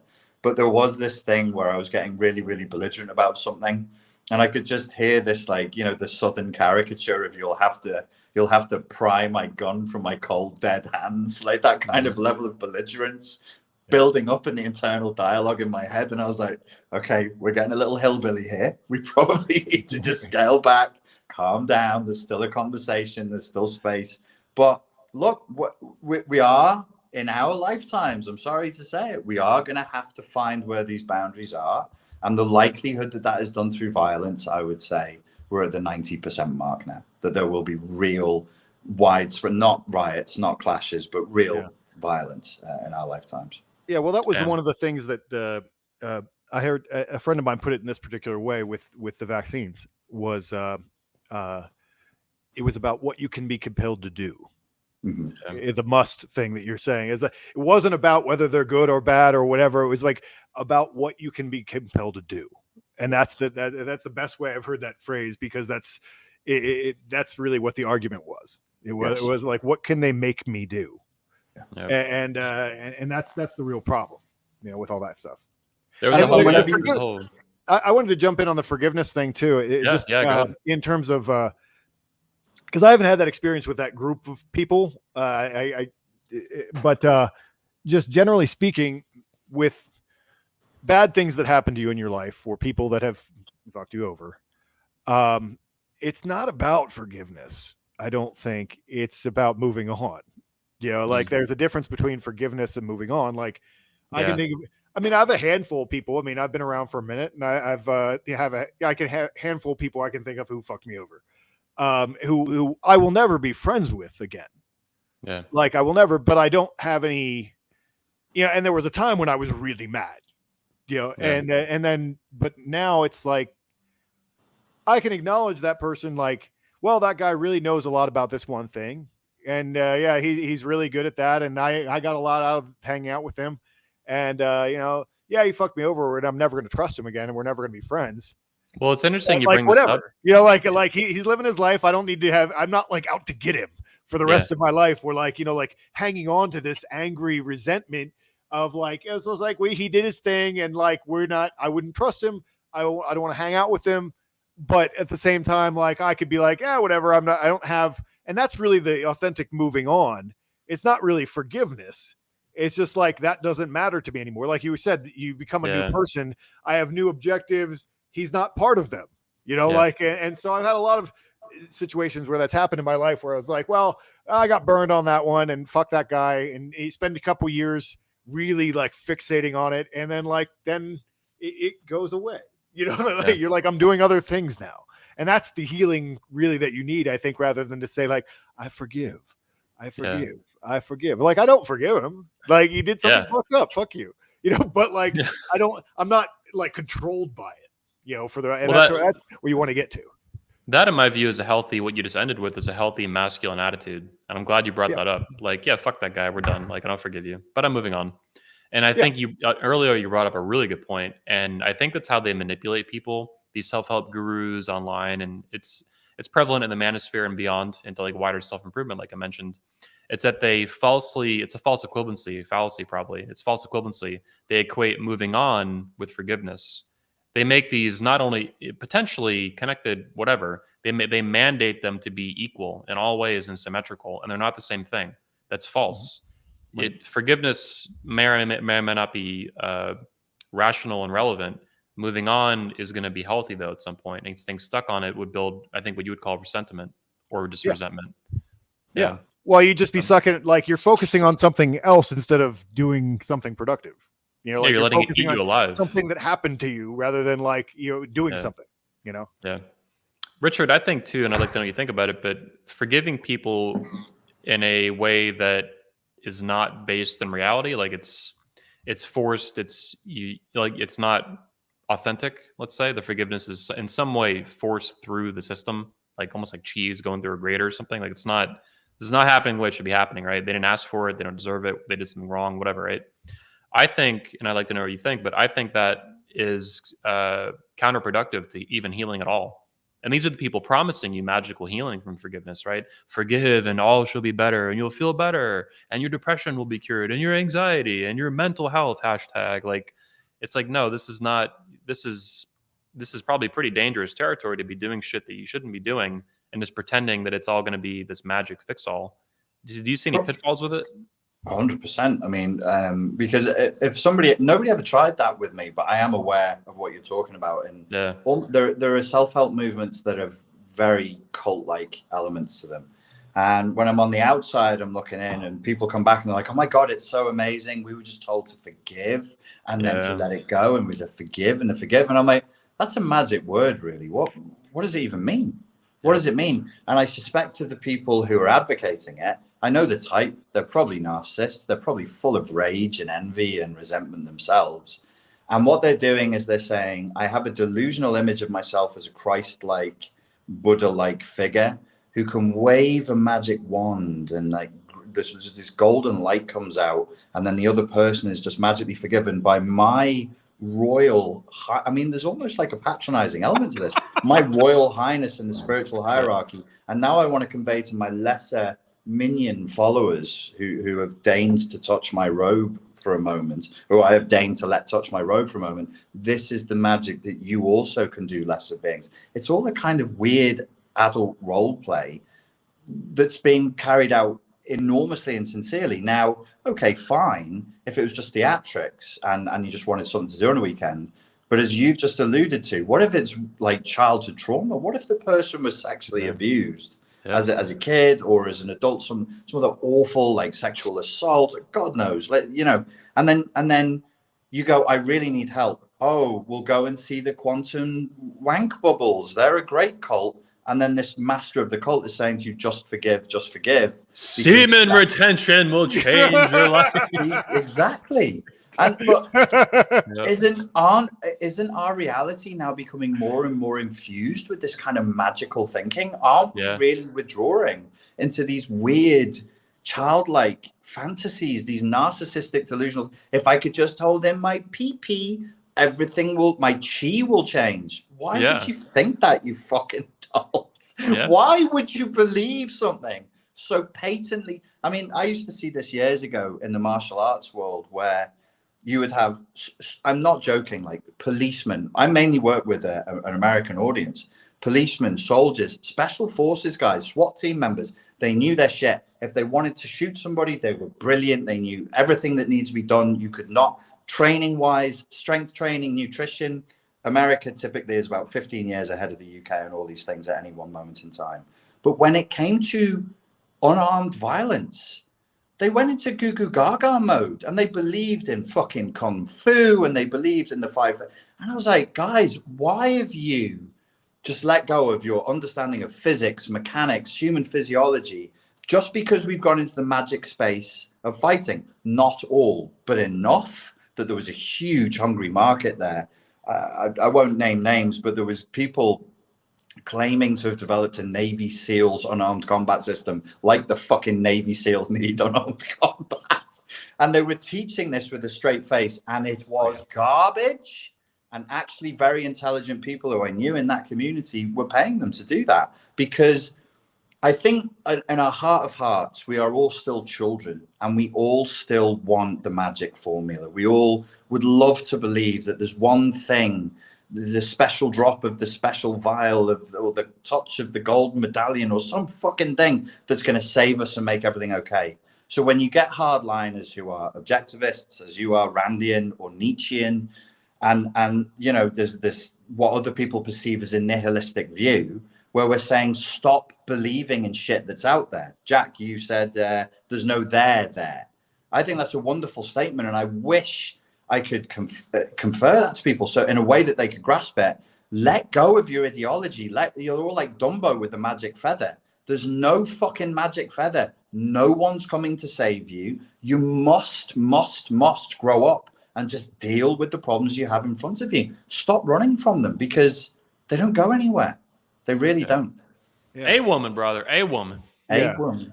I wish I could, you know, like I was laughing while you were talking about some of that, because, you know, like there's my eternal struggle is that I wish that I could develop the psychological illness that like allows me to just be a sociopath and just be like, I have the solution, and just believe it. And like, because once you believe it, then you can sell anything, and then you become rich, and then you have a whole bunch of people kissing your ass. And I can never make myself believe it, and people can see it. So that you know, like I'm like, that's probably bullshit. You know, like, and the older I get, the more I'm like, that's probably bullshit. So like, you know, like I always laugh at myself. I'm like, I wish like I would just something would break in me where I could like become the sociopath, and be like, I have the solution, the quantum jerk off club or whatever you said. But like, yeah, like I have the solution, brothers. I am the one. But you know, like I've never been able to do that. Someday, I'm not going to say it'll never happen. Maybe I'll be able to do it someday. But it is what you were saying. Like there's so many trends, and I've been seeing this in the space, and maybe it's just because I'm older or whatever. But like, you know, like jump on the like with fitness trends is the same thing. You know, like the semen retention thing is the new thing. Yep. I mean, it's the new old thing. It's like been around for forever. But like it's the new thing for the kids right now. Like, don't come. That's gonna fix your life, you know, or like, you know, clean your room. It was sun in your balls like last year, and sun your balls, don't come, like, you know, like eat carnivore, you know, like it's gonna be it's always like a magic bullet thing, and we used to laugh at this because it was like like almost a feminine thing, where they would jump on this. I'm laughing at a lot of these guys. I'm like, you're like chicks who are like drinking diet teas. You know, like you're drinking diet teas and thinking it's going to be like it's the exact 100%. Same thing. Like I have this one magic pill and magic bullet, and I'm like, well, no, you probably just need to go to the gym every day for a really long time. And that's a lot of work. But if you're on your balls, you see, then you're like, it's like, no, it's like a lot of these things you play with them, you take work. I mean, like I have to talk to my trainer. I'm like, I feel like I'm waterier right now than I was like 2 weeks ago. I don't understand why. You know, like we need to work it out because my body's different than somebody else's. You know, it's all this. You know, like there is no like single answer to everybody who like this is going to make you like, you know, awesome. You know, like people would take any other answer other than you need to eat a bit less. Anything.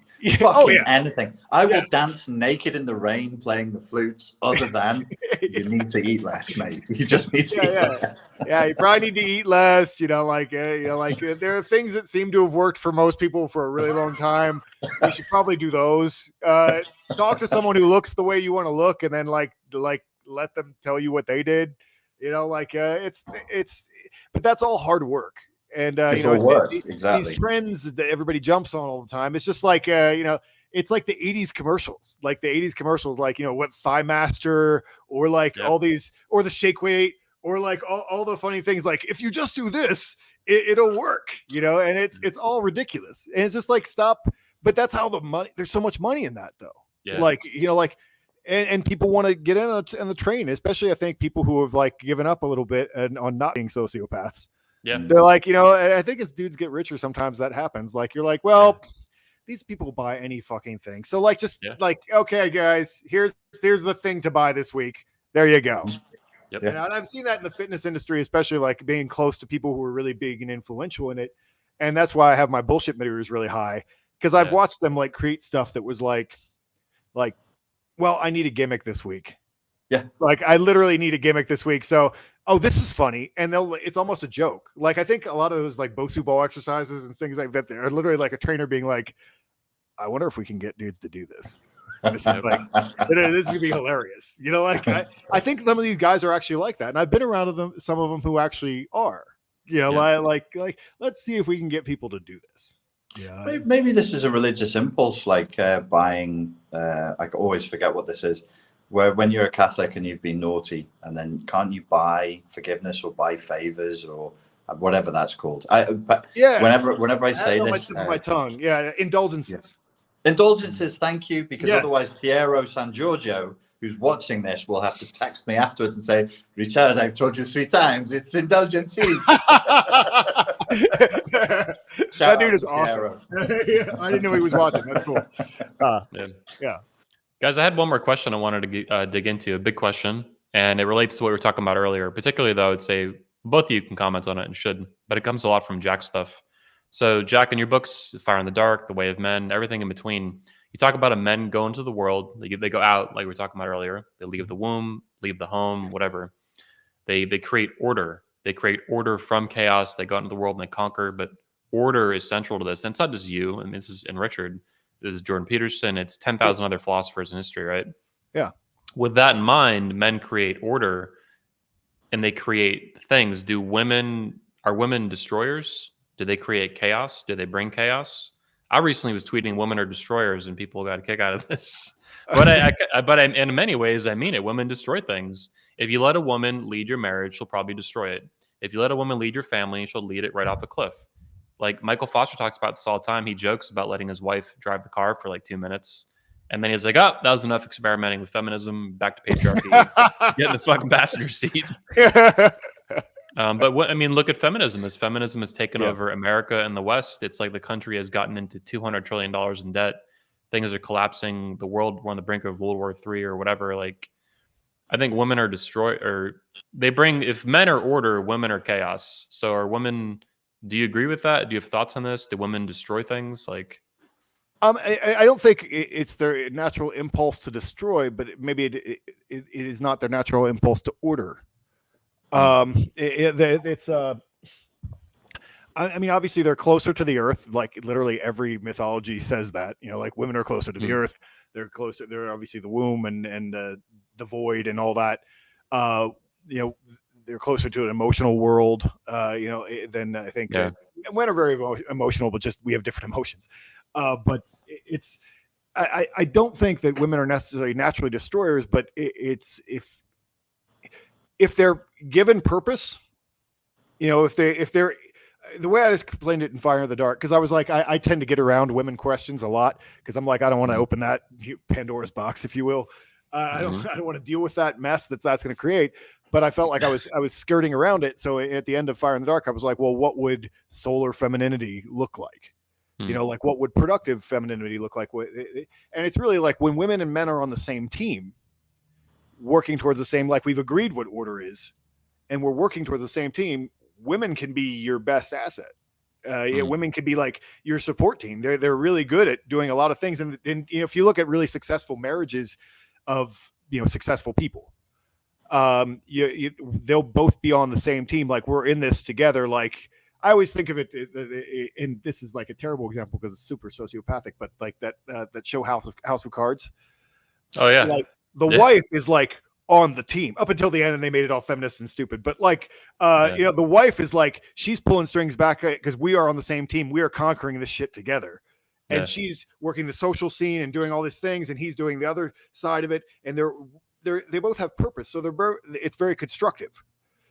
But if I think that also the problem, this gets into an ugly discussion about colonialism and whatever, but like, people can't necessarily perpetuate systems that they weren't involved in creating, or that were created with their own interests.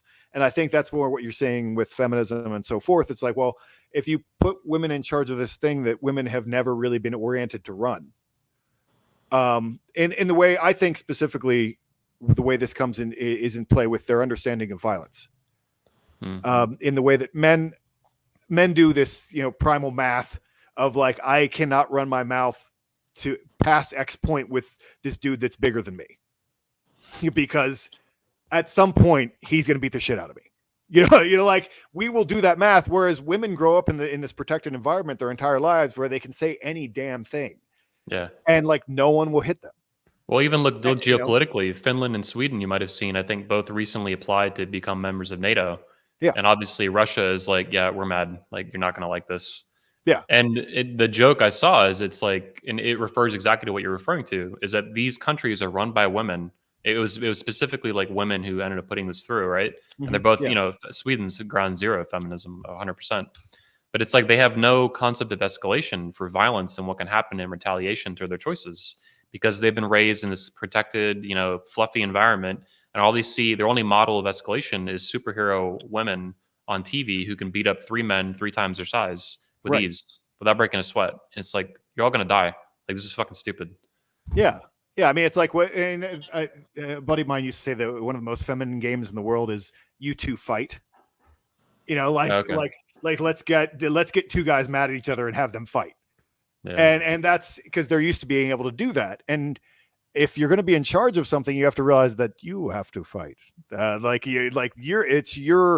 It's your ass on the line, or you're putting all these other guys' asses on the line, and they're just not really wired to see the world in that particular way. Yeah. And that's what's really dangerous, I think, about it. Rather than saying they're destroyers or whatever, I think it's more like that, just like they're. You could see it with the defund the police movement, which is most women. It's majority women would support that kind of shit. Like let's get all excited about that. Like, we shouldn't have police. Well, what do you do when there are no police? Well, what happens? Well, men, I think, instinctively know, well, some dude's just going to come and beat me up and take my stuff. And there's no one to call or nowhere to go. And that's why we have police, is that like someone broke into my shop. Like, who do I call? Call the police, because otherwise, and the reason why they did it was because at that time, my complex didn't have any security. They didn't have anybody there at night. So there's no one there to deter. There's no threat deterrence. And I don't think women understand the threat deterrence aspect of it. And this idea of the perimeter that I always talk about with masculinity is that they aren't really wired to be like, think about all the self-defense aspects of like, what bad men will do if you give them a chance. And that's I think what's really dangerous about society. It's like they're not really thinking about a whole side of human nature that gets real ugly real fast. Well put. Richard, do you have thoughts on this? Women, femininity, chaos, destruction. Well, it depends on what you mean by chaos, really. Let me throw a grenade. Let me throw a grenade in the mix real quick. So I mentioned, M80. an M80 in the mix here. I said women will destroy things if they lead a relationship. I believe that firmly. Not that I disagree with what Jack just said, but there's still components where like you put women, maybe that's what Jack was saying, is you put women in the wrong position, that they have no historical or sociological backstory or history to influence what they do, to inform their decisions, and it just gets really out of control, and they destroy things. Like maybe the women in Finland are going to destroy Finland now because they're like, who cares what Russia's going to do? And Putin is like, oh no, like you must die. But anyway, for example, Richard, to be more specific before you open your thoughts on it, women have been given freedom in America. Let's focus on America, and they have in many ways destroyed themselves with that freedom. They're fatter than they've ever been, so they've destroyed their health. They're miserable. They're unhappy. There are major studies where they self-report this. Women have destroyed their femininity. They're more masculine, manly, and hairier than they've ever been. It's a mess. It's really. What did you just say? It's a mess. What did you just say, Johnson? They're hairier. They've ever been. They're fatter. They're miserable. Than they've ever been. They're hairier.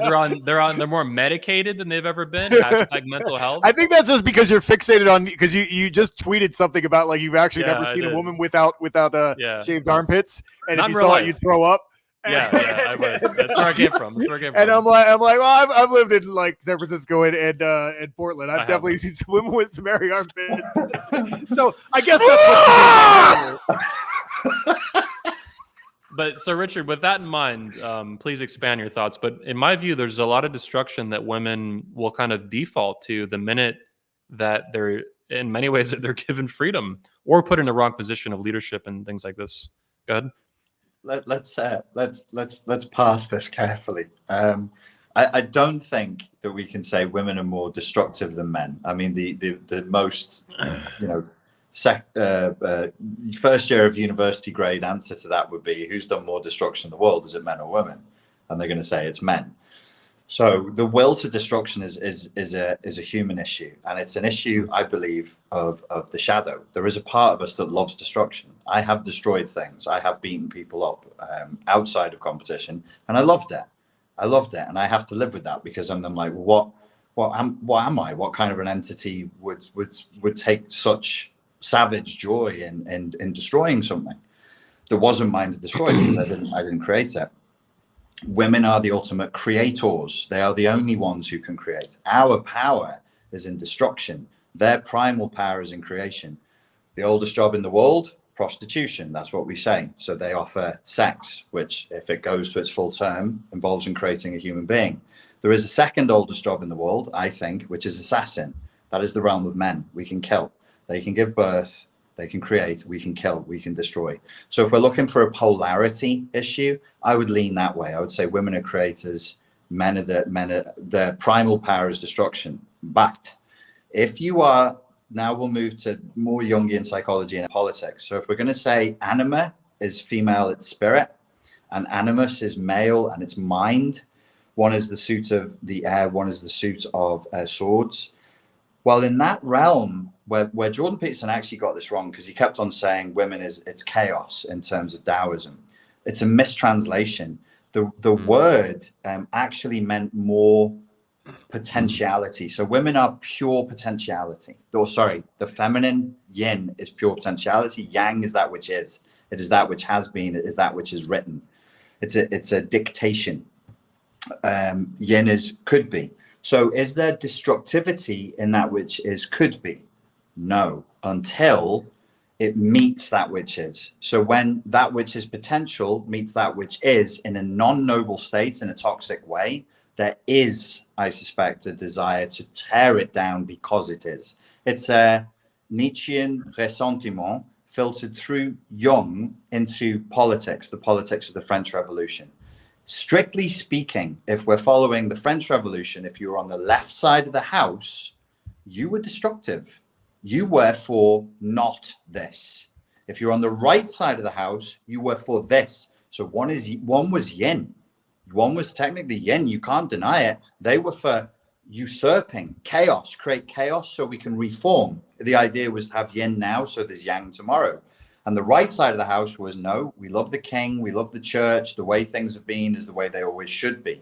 So there is a kind of masculinity to that. But to then say, well, men are right-wing and women are left-wing revolutionaries is wrong.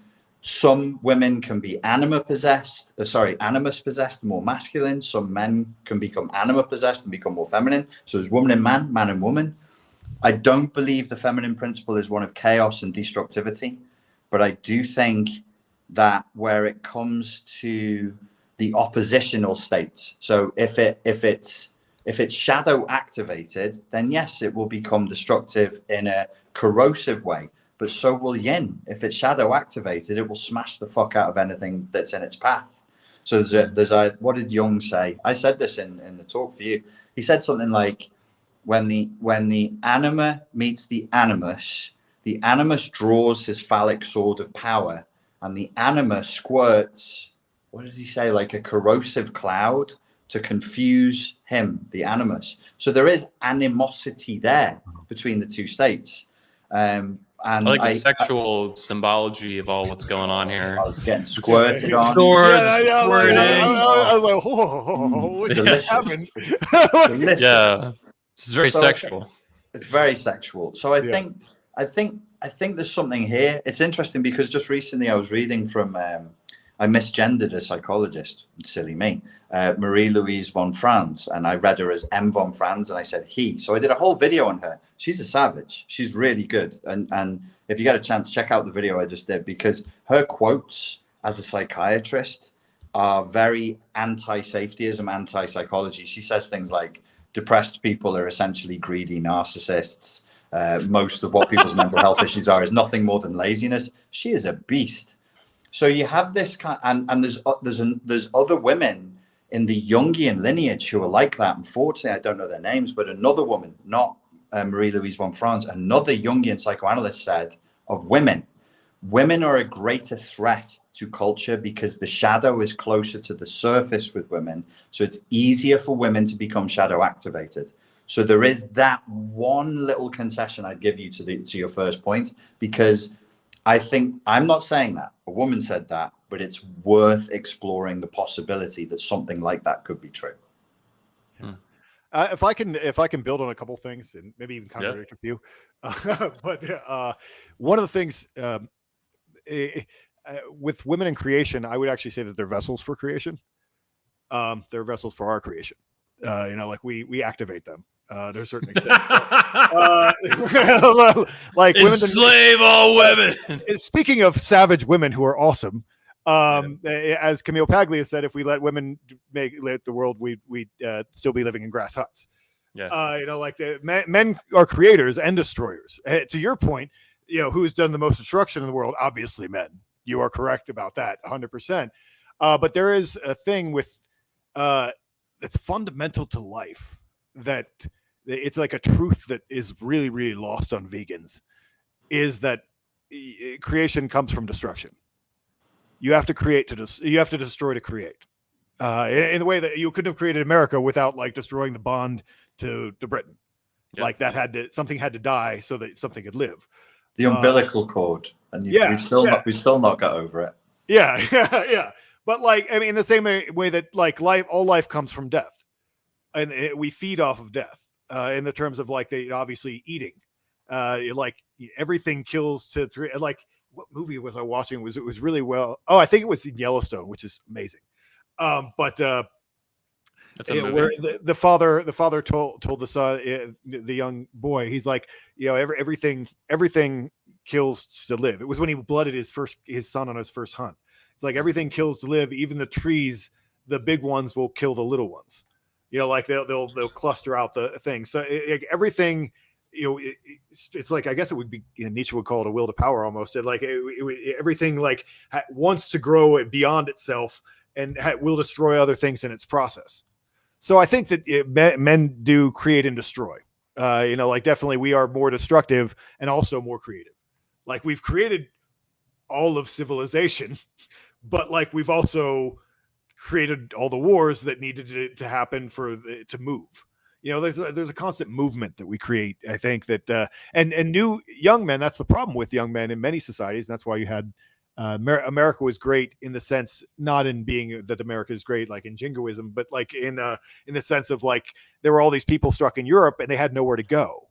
Like there was no upward mobility for them. So that's why they wanted to come to America, because they wanted to go somewhere where they could rise up.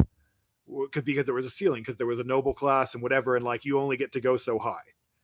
And whereas like you could go to America and like you become a giant railroad, like magnate or whatever, like just build a fortune, build whatever, do whatever you want. And so it's like, men need that space to grow and create. And so like if we don't get it, we become very destructive.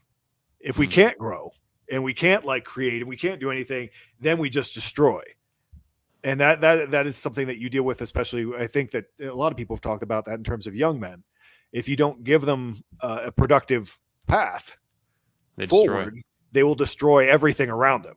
Well, because they don't know what else to do. That reminds me of China right now. I mean, China population-wise is majority men, right? Because their policy is to have, and I'm sure their government, the communists, are worried like hell about what all these young men are going to do, as they can't find wives because there's literally not enough fucking women. Like, what's going to happen? They're either going to just turn in and destroy, or turn out and destroy, depending on how they get utilized. Right. And the culling maybe is that's why you send them to war. Yeah. Like that's why you said, Yeah. what are we going to do with all these extra young men? Is like Yeah. a huge. That's like one of the oldest problems in like the world. Yep. We have all these extra young men and not enough wives for them. What are we going to do? Send them on whaling ships, send them to war, have them do something somewhere that's productive. And I think in The Way of Men, weirdly, I can't believe I remember this, but maybe it was Henry James or someone. There was a book that came out where he was talking about that. Like, what would we give? It was a moral substitute for war, is what he was talking about. What would we give men to do that's an equivalent of war? What can we give them to do that gives them the same passion and power and all the things that men need, that isn't killing people, that isn't like just destructive or whatever. And that's the big challenge of society. And many times is how do you harness that masculine energy and move it in a productive direction? And, one of the things, and that's what the feminism plays with fire a little bit, is that, in destroying all the sports and all that kind of stuff, like that sports is traditionally one of the answers. What do you do with men so they can feel like they're killing each other, but not? Sports. The sports use all the war, activities, and get the same mental high out of it, and all the things that you're doing when you're in battle. To a lesser degree, obviously, because it's not life or death. Yeah. But they're exercising that. They're playing like puppies, and that's a particular. Well, it is. I mean, like, there's nothing like that. There, if men had tails while they were fighting, they would wag them. Like, just like, I mean, if you've ever done, I know you've done martial arts. Like, there is a thing that is actually like, they're like, you're like, yeah, I get to punch somebody. Yeah, it's fun. I mean, when I do jiu-jitsu, roll with people, like, we're all laughing at the end. It doesn't matter if someone just almost got choked out. Everybody's smiling. Everybody's like, we get to do this game. It's like when my dogs want to play and they're like, their tails are wagging the whole time. But they're like savagely trying to kill each other, but just play fighting, and that's what men have to do that. And that, I think, it's one of the big challenges of society, is to find out how to give them that. And if you shut down all these male spaces where males do that, you're creating kind of a powder keg of like dudes that don't have any outlet. And so they just destroy themselves, or destroy women, or destroy society. They become just principles of destruction, instead of giving them that balance that they need. Well put. Very well put. I got another question here. So both of you are either in some capacity, different degrees, each of you, but you're pretty familiar with the men's movement, the manosphere, whatever you want to call it. What do you want to see for the future of that movement? Like, where would you hope, if you could just, you don't have to use this exactly, but if something comes to mind, if you could just wave a magic wand and make it go a certain way, or what are some of the directions you want to see it head over time in the coming years? It has a long history, at least 25, 30 years at this point, depending if you want to count like the Warren Farrells and the early men's rights movement from the early 80s. But it's been going since at least the 90s. So where do you want to see it go into the future? Now we're in the 2020s. What do you guys think about that?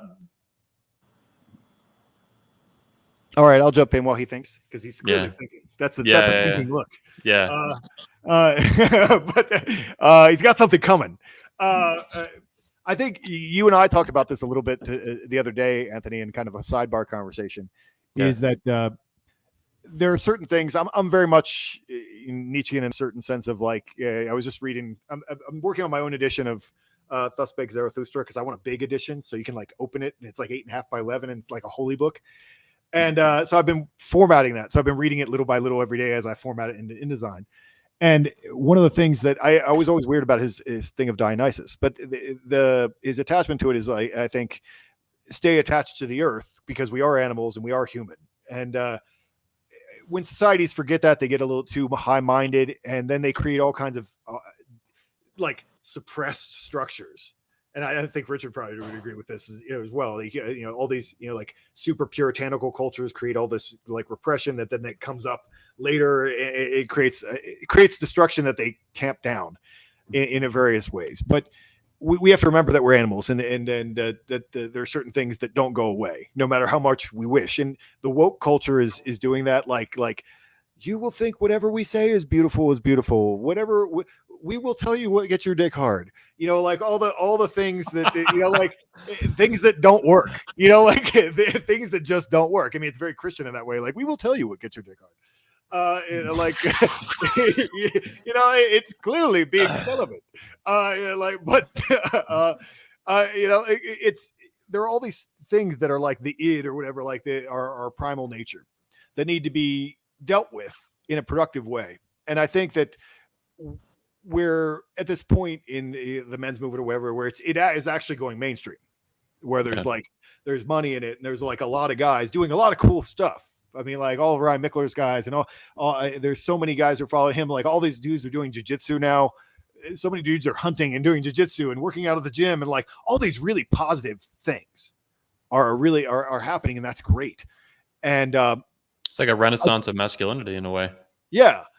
And the thing is, I think that it needs to go in a particular, or there are many things that need to be served in that. And one of them, I think that we were talking about the other day, is that there's a middle way, because we do live in the modern world such as it is. And I don't think all men are immediately going to become celibate and wait for virgin wives, because they aren't there. Like there aren't enough virgins again. And then you run into that problem where we could do all these men. There aren't enough virgins. There aren't enough, like we don't live in this homogenous culture where, everybody's just going to stop fucking. Everyone's going to like get married and be well behaved. That's not where we are. I don't think society is going that way. That is certainly an option, and it should always be an option, and it's a good option for a lot of guys. But I think that we also need a middle way. Like, how are we going to deal with all these guys who have been fucking for like 20 years or like 10 years, or like who have been out on the marketplace and like are dealing with the world that is actually there, and not this mystical world of like where women wear like whatever calico dresses or whatever, like wear their little flowered dresses, and they go to school and they've been behaved and do, they're dealing with the real world as it is right now, and it's that sexual marketplace as it is. So what is the middle way for all these dudes? Yeah, exactly. Yeah, like there are only like so many of those. They are in very limited supply, and most of them, their dads, because they had good dads, and that's why they're like that. But most of them, I mean, their dads wouldn't want them to be with half these guys. So I think, what do you do with these guys? What's the middle way of men how do they have productive relationships with women that are, or whatever, like how do they have productive relationships that aren't necessarily married, monogamous for life, white picket fence, whatever, but are also healthy, and where they're good until they're not. Like I think that's a lot of guys actually have relationships like that. Like they'll be in a relationship for like 5 years. And I think they think there's this idea like that's terrible and wrong, but they had a good 5 years. And I had actually special forces guy or whatever operator type dude the other day. He handled this really, really cool on Instagram. He handled it the best way, and he had just broken up with his girlfriend. And I had met his girlfriend and hung out with him, and they spent some really good years together. And he's like, thank you for all the experiences. I had a really good time. Like it was really positive. I wish you the best. Our thing came to an end, but and that was, man, I'm like, yeah, you are like Buddha. Like that is so mature, and that is exactly what needs to happen for a lot of guys. It's like, how do you have a productive relationship where you both had a really good time and you both did love each other for X amount of period of time, but then it's like you went in different directions, and that isn't going to work out, because that's the life that a lot of these men are going to lead. That's their best life, really, is like they're going to have I like the Frank Sinatra song, "It's a Very Good Year." Like it was a very good year. Like when I was young, as in this kind of girls, and when I got older, I was dating socialites, and it's this really nice song. And I think of my life as like fine wine, kind of like he's enjoyed all these things over the years that in a very positive way, and he's very positive and reflective about it. These were all I liked these girls, and I liked these girls, and I had a great time, and it was good. And it's not hateful. It's not like I'm going to fuck all these girls and get all these notch counts and like I'm angry and I just need to like prove something. Yep. And it's also not like I said, not all these dudes are going to get married and have it, like they're not. The sexual marketplace is not such as that's a realistic end for a lot of guys. So I guess I think where I'd like to see the manosphere or the men's movement go is how do we find a productive way for these guys to live to live healthy, productive lives that aren't the traditional white picket fence family thing, because they're going to have to do that. Like there's going to be a lot of extra men that aren't going to get. They aren't. There's a thing that I think that kind of like the Jordan Peterson culture or whatever, like, and not him specifically, but there's a certain character kind of dude that it's almost a sense of entitlement. Like, we were supposed to have wives. Where are the wives? Like, we were supposed to. We were guaranteed. Like all these other men in history, they all had the wives, and we were supposed to get. And they're mad about it. They're mad. Like, we've gotten shorted in society, and that's a very entitlement mindset, because as we've said, that wasn't always true. There was always the extra men who didn't have the wives, and so like I just like to see, I think, more guys address how do you live a healthy, happy life and be productive and not have all this anger and not resentment, but also you're just the white picket fence isn't going to work for you. Yeah, good discussion. I appreciate it. Well said. I was talking I want to mention too, I've been talking with Elliot Hulse about a lot of the same issues. And even though he's hardcore Catholic, Christian, and all that stuff, he still very much sees that there's a need for like dating advice, and men who are at the exact point in life you're talking about, they've been on the market for 5, 10, 20 years. The women that they're going to date to and see are the exact same position. Yeah. So it's like, what do you do with all these guys? And Elliot's thinking about the same exact stuff, even though he has his own specific vision with Catholicism and his belief system and stuff. Sure. Yeah, I didn't know what branch he was. Thank you. Okay, Catholic. Catholic. I wasn't sure which side he was on.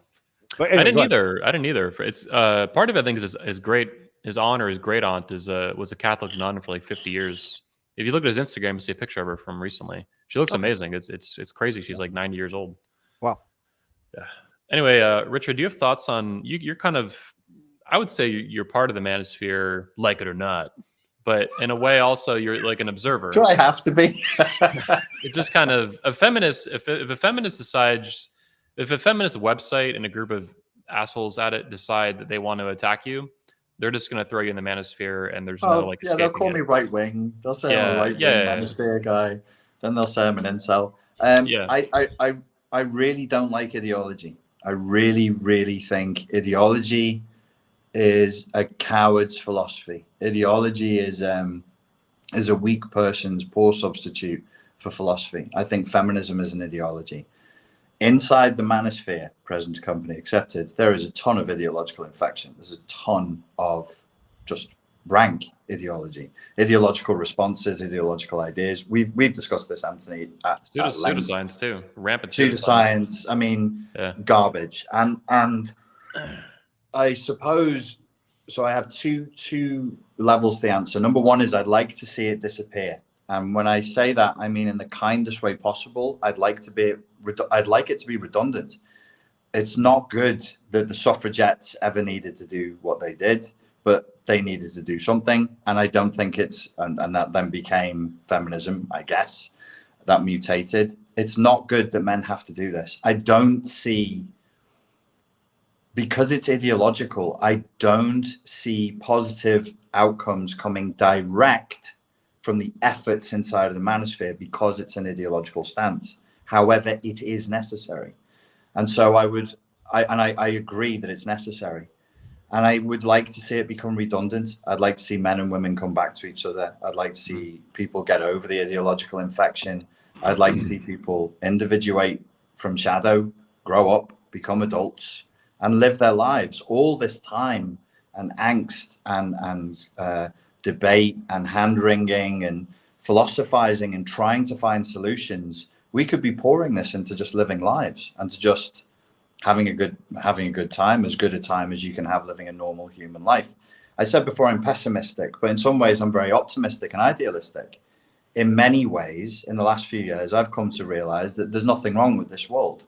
This world is Edenic. It's like Eden. We're still in the Garden of Eden. We're the ones making it suck. Humans make it suck. They're really like, you have a toothache, we have the technology for that. Your leg breaks, we can fix you and give you painkillers. There doesn't need to be as much suffering as we're in right now.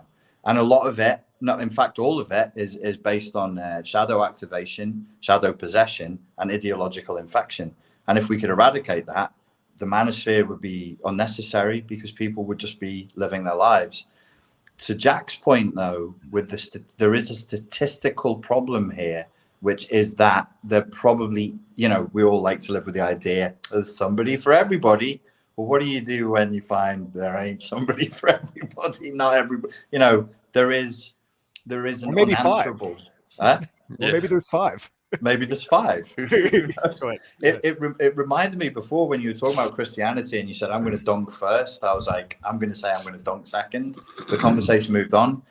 The whole thing with the Christian effort, I think with all of the Abrahamic religions, Judaism, Christianity and Islam, is it's an effort to find a solution to what to do with very warry men, very rough men in that time and that place. Like, what do we do with these Jewish warriors? What do we do with now these Muslim warriors? Because they were just Semites, those Arabs. What do we do? Well, we have to give them a narrative that stops them from fucking killing each other and everyone else. So this is how we're going to do it. And there is therefore a sort of a coercion of the natural instincts, of course, because as any philosophy or religion would teach us, we can't just obey our most primitive instincts. That's not going to work. But it's an effort, again, that I think it hasn't been entirely successful, and I don't know that it can be. Who said it was woke 1.0 and woke 2.0? Sure. Yeah. So yeah, I've never heard it described that way, but it is.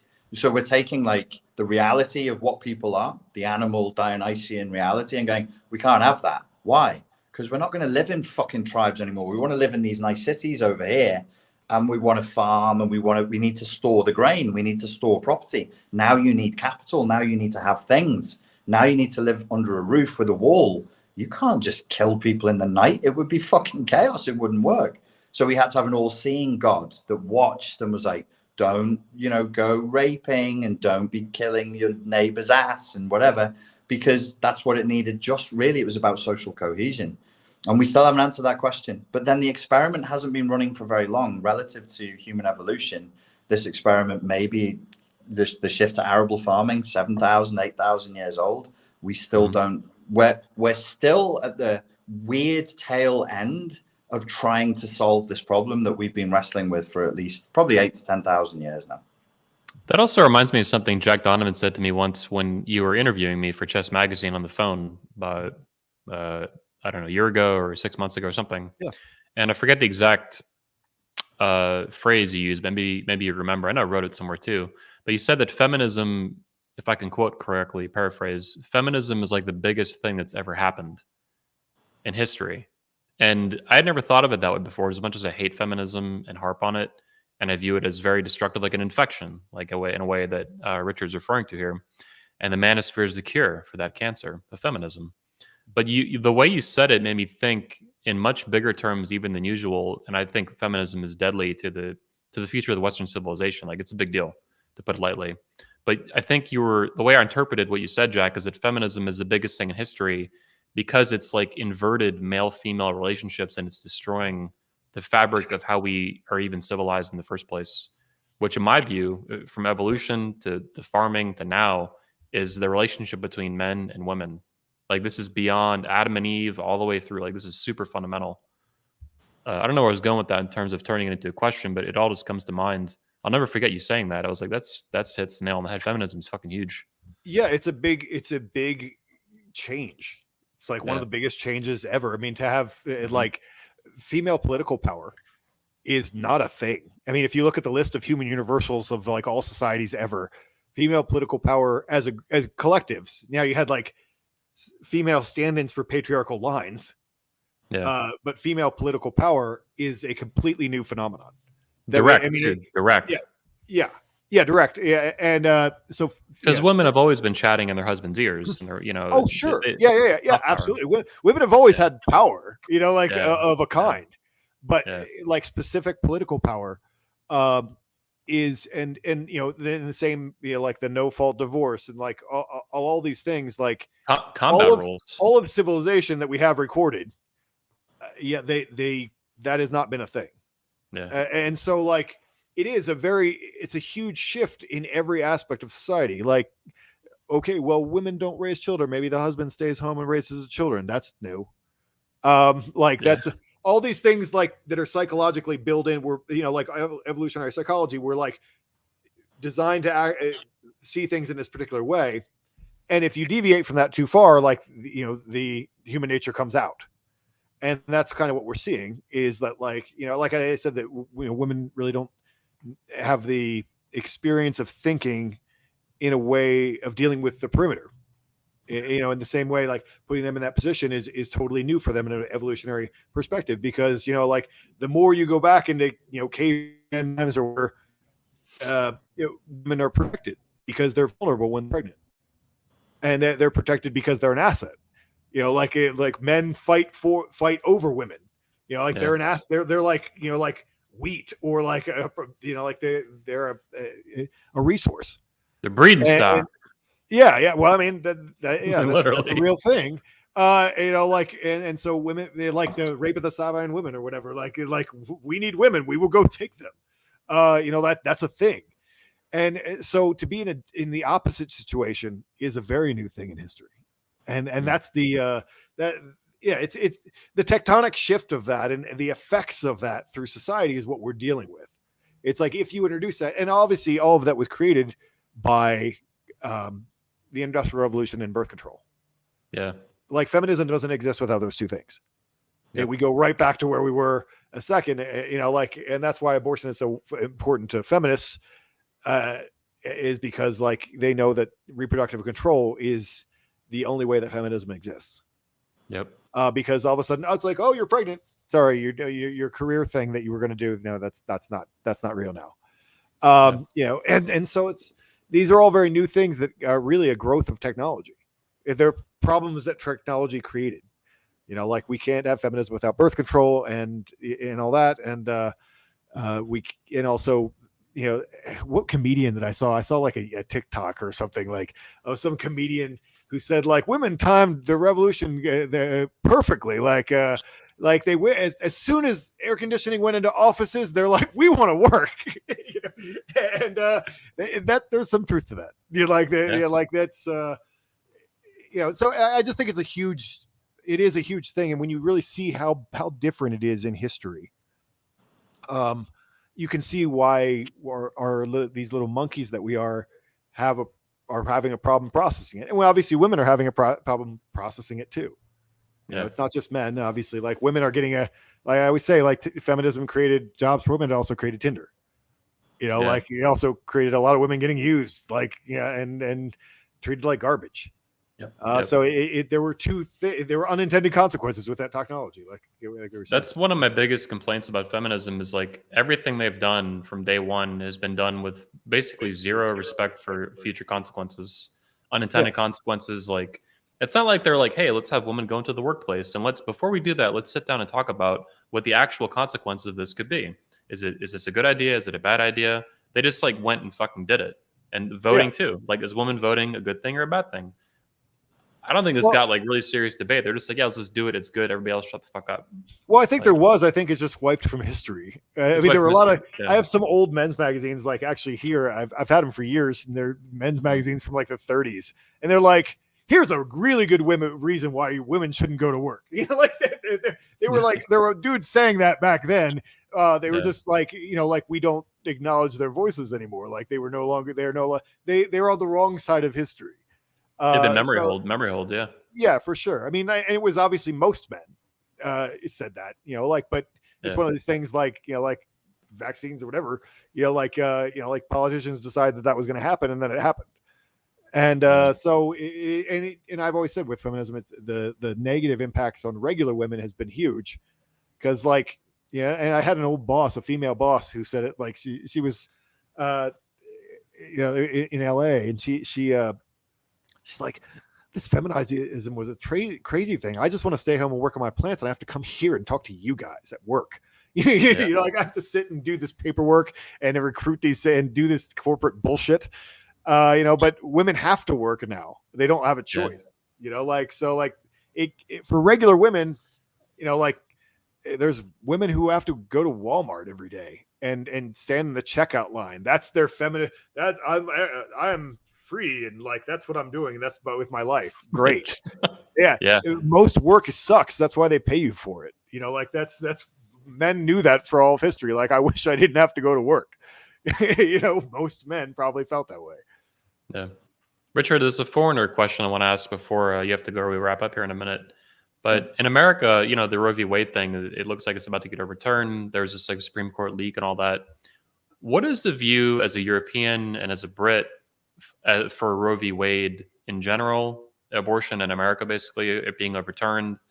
Do Brits watch this kind of stuff with fascination and like, what the fuck is going on? Or we watch it, but I think it's one of these issues where Brits are reminded that America is a foreign country to us. We have the same language. We consume a tremendous amount of your media, and everybody thinks they know America. I've claimed to you before, Anthony, I don't think even Americans really know America.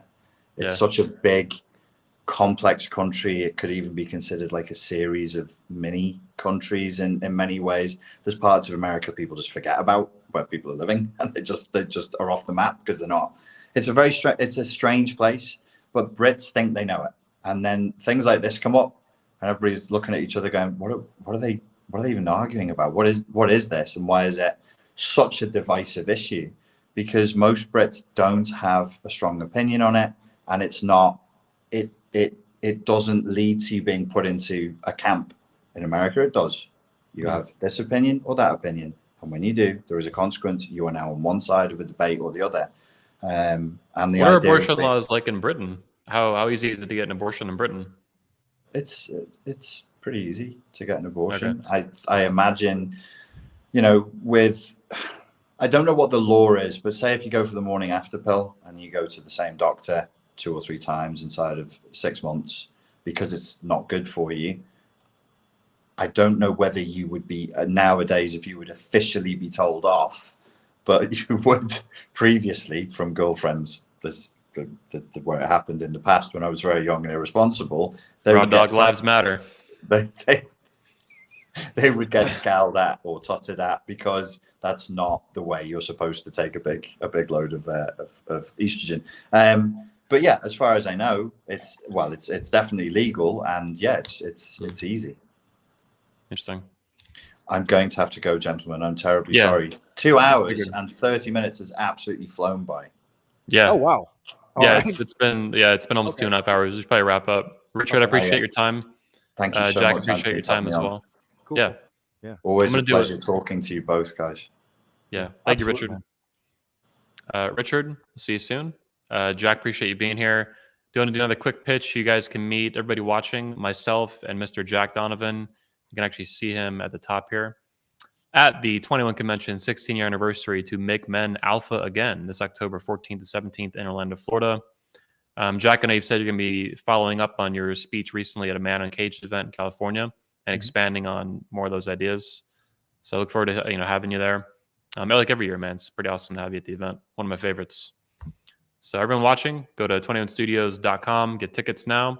And, I said on Twitter, you saw yesterday, I think, Jack, of the tweet I put out, but I said that because it annoys me in the Manosphere that people talk like saving lives. It's like this weird codependency daddy stuff. Yeah. But for me, it's like when I was in the Manosphere as a kid, it was more about changing your life. And I think that's a lot healthier. And I think that's what you want to see men do too, is you want to see them take action to change things in their real life about themselves, about their future, their mission, their goals. And the event to me is kind of a premier force for that. And you're a big part of that and all the speakers. And it's a real life physical event with real action and real change. And you got to show the fuck up. So yeah, exactly. It's not another Zoom meeting. You have to be there, and you get to hang out, and someone always ends up getting drunk with Jack Donovan. So that's like a tradition. So that'll probably happen again. Maybe it will be you. I don't know, but cool. Yeah, or maybe get tickets. Yeah, Jack, appreciate you being here. Everybody else watching too, there are links to Jack's website in the description of this video beneath it, and Richard Grannon, and I think Jack's book I put in there too, Fire in the Dark. If not, go to Amazon.com, get Fire in the Dark. Jack, appreciate your time. See you soon, man. Everybody else. Thanks.